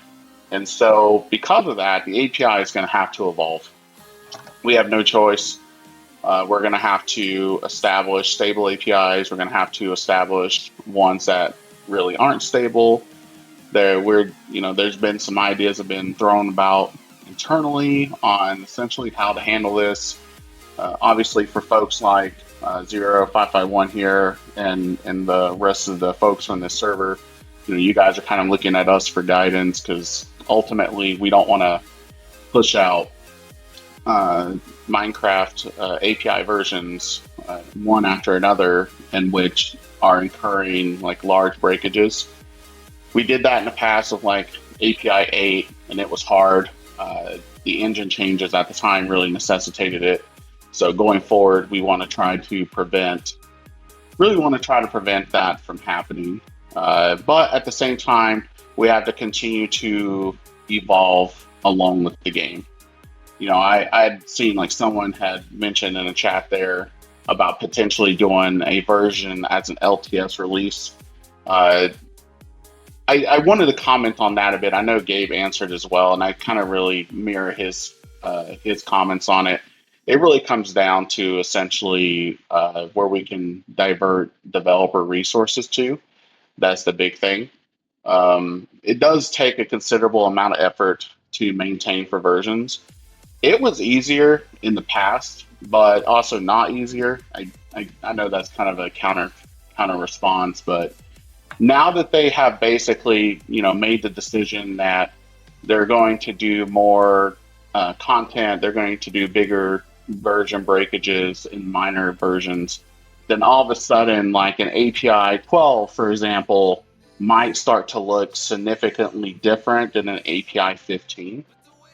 And so that's where we're kind of starting to arrive at, which is why we wouldn't be able to do an LTS and why we would have to start looking about taking parts of the API and maybe like telling folks that these are unstable, you know, expect them to break even in like minor point releases of API versions. Or another thing that we've been talking about is maybe instead of doing like the API 8, 9, 10, 11, 12, etc. concept, maybe we change the version schema to try to bring it a little bit more home to the Minecraft versions that they represent, and that could go a ways to address it. If anyone has really followed us, you'll realize that it's been a long time since we've released an API version, multiple API versions for one single Minecraft version. Most of the time, a single Minecraft version gets one major API version, and it gets point releases, yes, and then Mojang will come out with a new version, and then that's going to immediately pop a new API version from us. So there is an argument that could be made to maybe centralize those back onto it.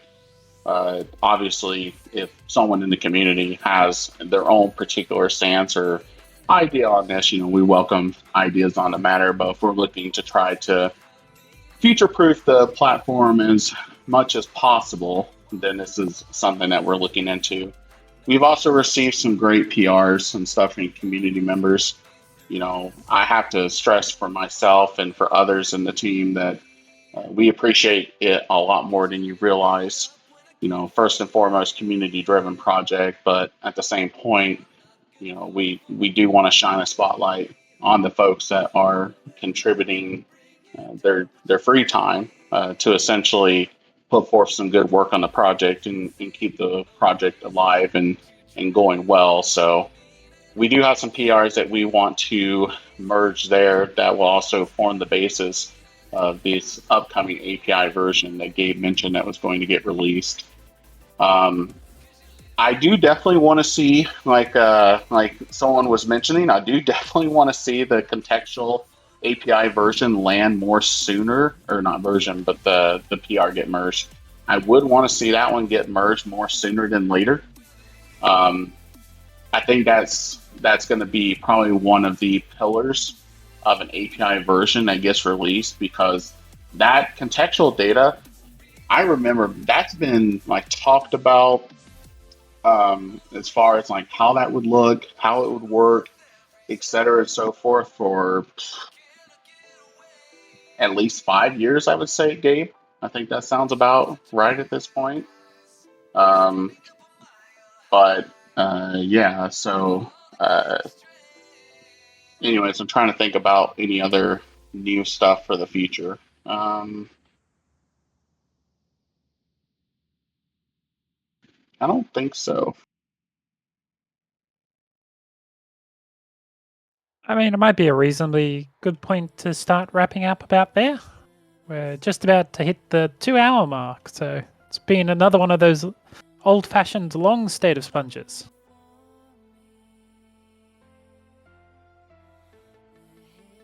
Quite the effort, honestly, and huge thanks to everyone who's been able to put in a ton of work to get this going. Really appreciate having Royale set up. This amazing server from the Qt.io people. Yerogorix's hard work getting Sponge Neo ready. That's a huge effort. I can't believe that my code for the Royale plugin is still going. It's still going at this point. We won't let it die. It was a Oh, rather man. last-minute thing. I tell you, again, this is down to Yerogorix, who has been working their ass off completely over the last week. So, yeah, big round I'm going to of be applause. honest. I'm going to be completely honest. When that, it wasn't just me. I want to be clear. There's a few other people that contributed to it. Some folks that still are not with us anymore, that have moved on to other things. But, when that was put together before the Anaheim event in 2016, that's the reason why it was Rhodes. We needed something to get people to come over and view the computers. I don't think maybe Mumphrey, the big event guy he is, probably kind of figured this would happen, but I think the rest of us didn't quite realize the amount of people that would want to sit there and play a little Minecraft game. That was kind of wild. But anyways, I didn't think that it would still be used literally 8 years later. So, yeah, I guess, it's a fun little mini game, but yeah, I just wanted to say that to me, that's crazy at this point. I guess that says something about the strength of the API, that we've been able to just, ad hoc keep it updated every so often when we feel like doing it for a State of Sponge. There are certain old favorites that people always like to fall back on anyway. I think that's good to tie it together to the, very first Minecons that we were doing, because that, again, those Minecons are almost a decade ago. That's going back a good long way. Yeah, London 2015 and Anaheim 2016. Yeah, what a Still time, got the t-shirts? honestly. Still got the t-shirts. Yeah, it's still got the t-shirt.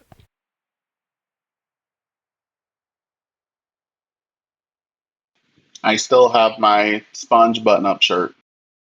I think this pretty much covers it. Spongy has survived well and truly. And Spongy's now 10 years old, and the whole project is still going strong. And if anything, to be honest, I'm impressed by this server here. Qt.io they're hiding under a bushel, I swear. This stuff is more gorgeous than anything I've ever presented at State of Sponge. We should Maybe just do definitely it from here from now another. We should definitely do another world tour where we visit Sponge servers again, because this is gorgeous. I'm loving everything that I'm seeing from this demo. We should dig out some more people who are using Sponge to make awesome servers. Now's our best opportunity to say so. So if you're running a Sponge server and you've got stuff you want to show off, please contact us. Let us know. We are definitely keen on setting up a nice new long list of servers we could potentially visit on another event in the future. Maybe it's an opportunity to start a thread on the forum.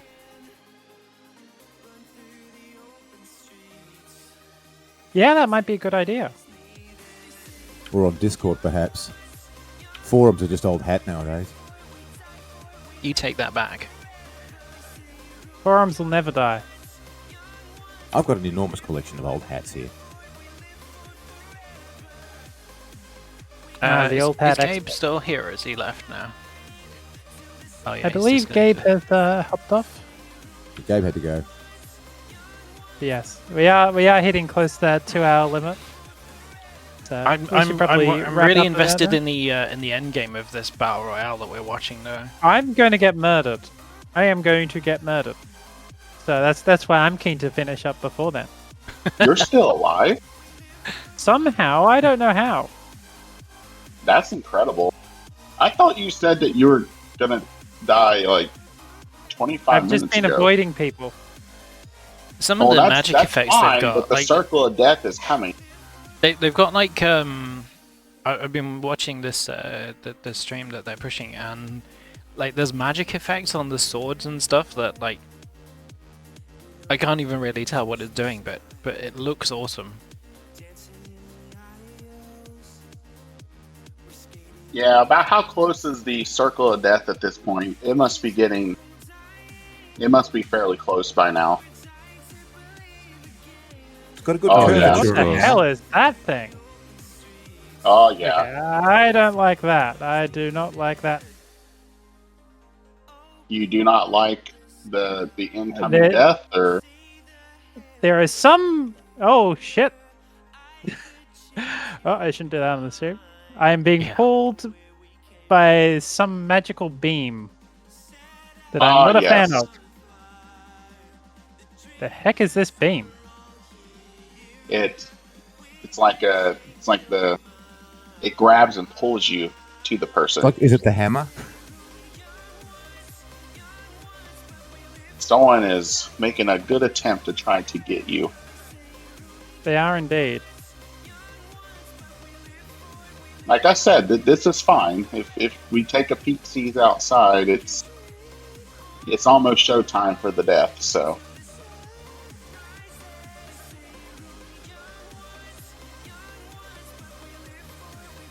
which is an interesting way to kind of end this. I never thought about making like a death wave like that.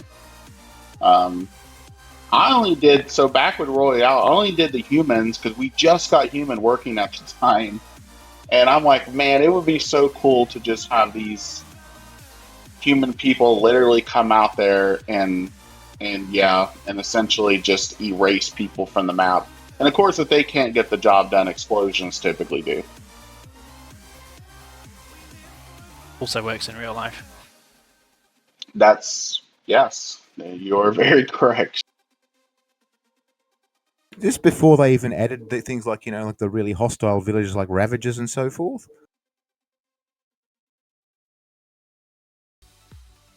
Yeah, it was before any of that.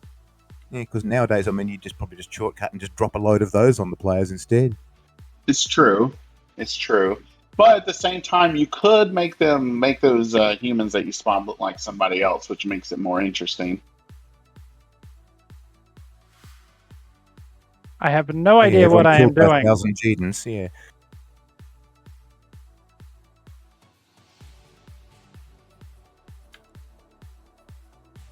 I have no idea what's going on here. He's playing with you, playing with his food. I know, I don't like it. I don't like it.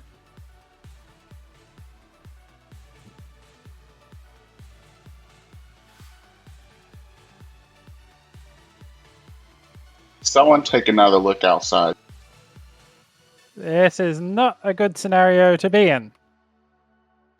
Oh There's boy. 2 minutes before the corruption spreads again. Oh, I see. So you guys do it does it do it essentially every couple minutes, or? Yeah, I think it's like 5 minutes active and 5 minutes is just still. So it will move Okay. in I periods. got you. Chris, you're showing your age if you don't know how all the modern battle royales work. I've never even Okay, played now a this battle guy's royale running. I before. don't like that.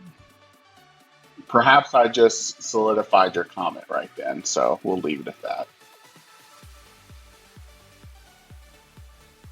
Oh, this is not good. There are just so many zombies around here.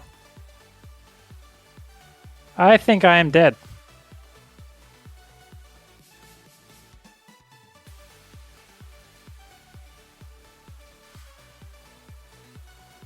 Yeah, the other See, player has this like summoner item, so that's why there are so many of these peaks. Yeah, Oh, I see. yeah. No, I'm. See, I'm kind of like hoping that you can win to pull the ultimate upset. I think you're overestimating my capabilities here.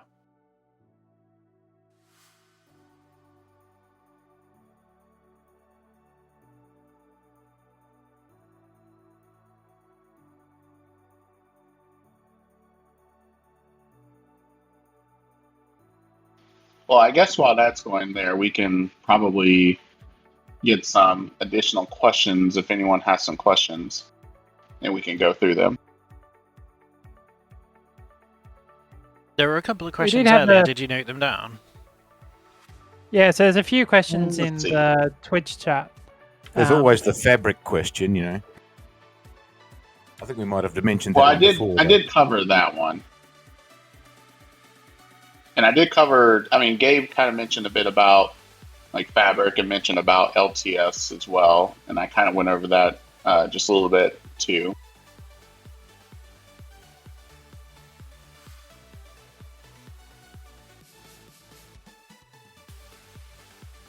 I mean, as the death creep comes in and erases the people from the tower here in a moment, we can take some. If anyone has any final questions, we can take them real quick. Otherwise, we can go into wrapping up. Oh, Owen escaped out into here? yes, See, I Owen, escaped you're the going to death go the tower, distance. but I don't like my chances. I don't know where this other player is. And that is You just not a have to good worry sign. where the death creep is at this point. We used to worry about our maps being too big for the Royale. Though I think Yeah. Owen is heading towards the death. Yeah, this map is not like meant for 10 people, so it's like meant for bigger events.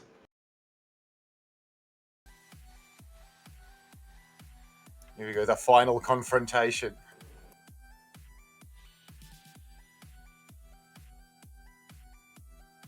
For the QT of folks, do you guys have any questions, recommendations, or any improvements you guys would like to see? Well, I guess all of the big things we want to see are already in some way or form under progress, like the contextual data API, or, well, actually one thing we also would like to see, or there have been a few instances it could have been useful, is the composite events. Like, I remember there was some case it was useful, I just don't remember what anymore. It's been a while. But Yeah, unfortunately, Capiso is no longer with us, so Oh, yes, about composite event. yeah. Yeah, I definitely understand why you guys would be looking for it, because it's not very clear when events have relation to each other. Like, are they in a hierarchical environment where it's a parent and child, a parent event triggered a child one, or is it like a sibling relationship? And so I know that he had asked me a bit about it in the past, where the composite event is concerned, and that's always been one of the kind of the I guess I would say one of the issues that is uniquely an us problem that happened when we generalized the events as much as we did, is that there is definitely still some discoverability woes, because they're not direct events by any stretch. At least some of them aren't. And then, of course, you have events related to each other. And we also closely emulate the state of the engine, in which other platforms tend to kind of hide some of those details away. And I know that especially gets people when like dealing with interaction events.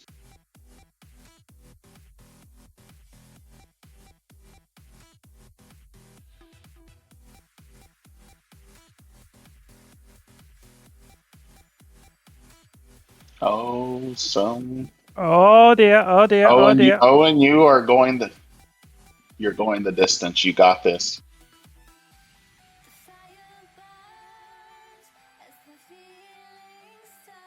I do not like this.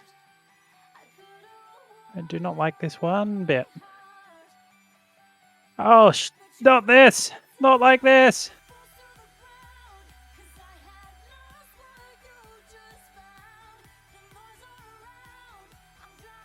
This person is trying to use their creatures or the death blocks to do their Yeah. dirty bidding. Ah! How did that happen? Oh my god! Oh, Wait, what? Well done! oh, You I did it. actually won. I can't Yes. believe it! Yes. Unbelievable. Unbelievable. Wow, congratulations. That is Heck an of a outstanding demonstration. end. Well, That's I just think about that's a where good we can place wrap to to, call I it. That is an Oh, what a game. outstanding end to have you actually win that. Well done. I'm not exactly sure the how you won adrenaline. it right then, but yeah, I'm like scratching my head because I'm not exactly sure. I think maybe the other player maybe stepped in the death blocks for too long, or Yeah, I was using a knockback item to keep knocking back to the death. oh, While he was trying to pull me to be attacked by zombies or get That held would in the do death it. block. As epic battles go, that was epic. Yeah, it's a remarkable game. I'm very It's an impressed. absolute testament to this server, I tell you. It's a great job. And Sponge does a great job of supporting it, I guess. Yeah, I think we owe them some thanks for this to QTO. Oh, yeah. yes, absolutely. Yeah, wonderful job. I highly recommend everyone check out cute.io. Yeah, this is just one big ad for them. Well, it's a Finnish server, so might be the wrong audience. To all the Finns out there. Finland, Finland, Finland.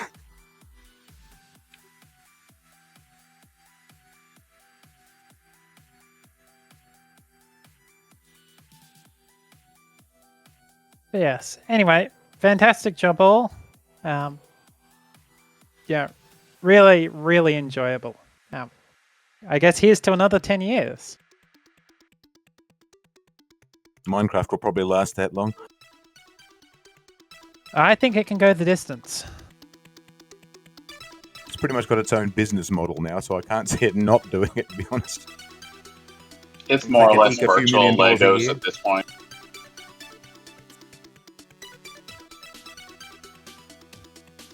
It's virtual Legos, and everyone enjoys Legos, so Very true. Except Yeah. parents who step on it in the morning. Okay. Any final words to wrap up here? Yeah, I think that's about it. Yeah. Here's to another 10 years. And thanks to everyone who's contributed for the past 10 years. So, all our wonderful developers, wonderful staff, wonderful community, those people that are helping out now, those people who've, helped and since departed. Everyone has made a huge contribution to this project. We would not have been able to do this without you. I think that's the most important thing. Just this And is a Neo community fans? project. Neo And fans, we've we got love our something for you. community. From my who's talking perspective, there? to my final words for me, I think it was you, Owen, that mentioned about that Next Step channel. I'll not forget sitting there in our Spout IRC channel. I don't even remember who reached out to me at this point, but someone did. Someone poked me and said, hey, can you come and be like a representative of Spout in this next Step channel? And so I kind of started talking in there a little bit. I 100% was only there to kind of just throw some ideas out as far as where, like what we did with the vanilla plugin for the Spout engine that we were working on. And then all of a sudden I got poked by some people to, as far as like doing another plugin platform. I'm like, okay, that's kind of cool. And then, someone mentioned like, oh, hey, we could just use the Spout API to do it. And I'm like, no, you can't do that because it's not focused on Minecraft whatsoever. We have stuff in vanilla that could be used to do that. I'm like, oh, okay. And then it felt like 2 hours later, it's just like, okay, apparently we're doing this project now. And I'm like, I'm sitting back and I'm like myself, I'm like, what the heck happened here? And then, then I got poked by Lex. Lex is just like, hey, if you're gonna build this on top of Forge, then you should use this guy's work named Mumphrey who can do this. And I'm like, oh, okay, who the heck's that guy? Because at this point, I was completely away from the Minecraft. I mean, yes, I understand that we were essentially building a Minecraft clone, but we weren't really a part of the Minecraft community. We broke off after we stopped doing the Spout plugin for CraftBucket. And we really didn't kind of do anything with that. And then he basically is just like pulled us both into essentially a room together and was like, talk it out. And as they say, the rest is history. I've still got those chat logs somewhere. I think I still have them too, because I wanted to keep.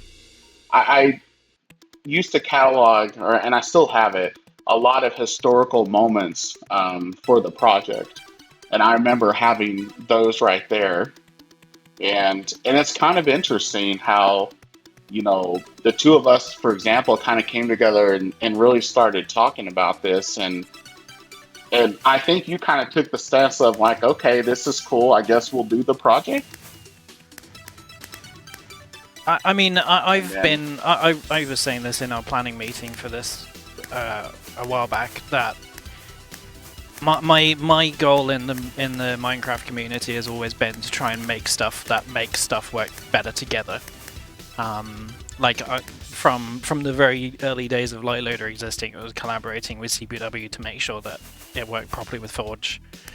And the second next step happened, I wanted to be involved.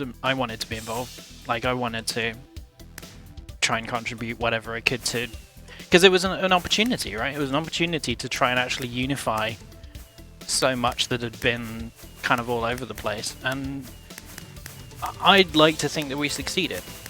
I mean, as was mentioned at the beginning of this whole thing, I think Mixin itself has been a success.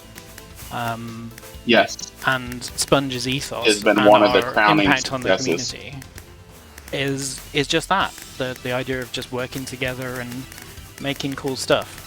So if there's a bottom line to all of this, let's have 10 years of just encouraging people to work together, making cool tools for people to use to do that, and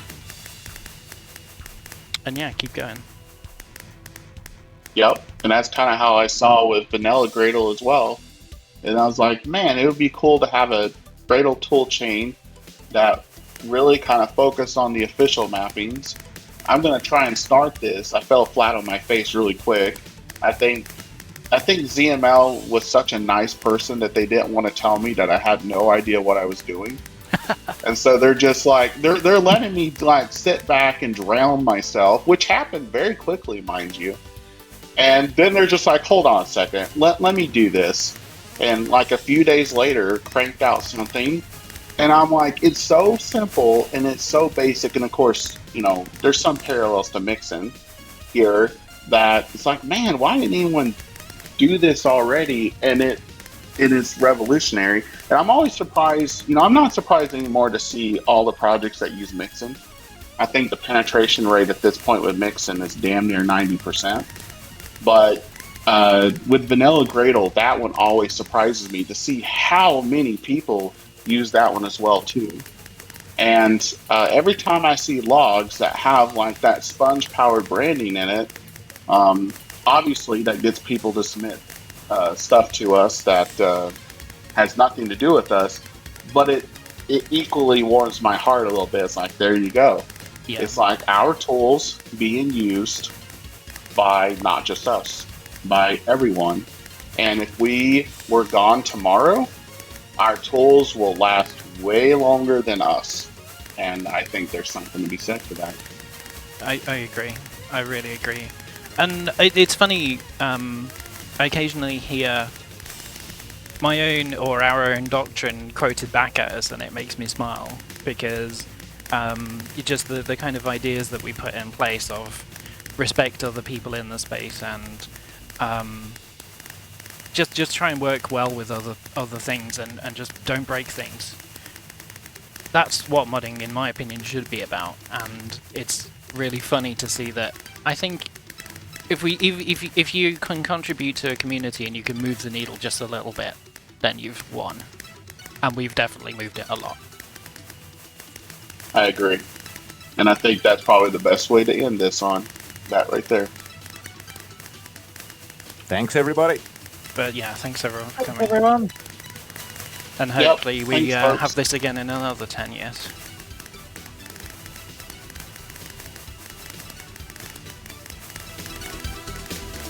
Comes a real cake now.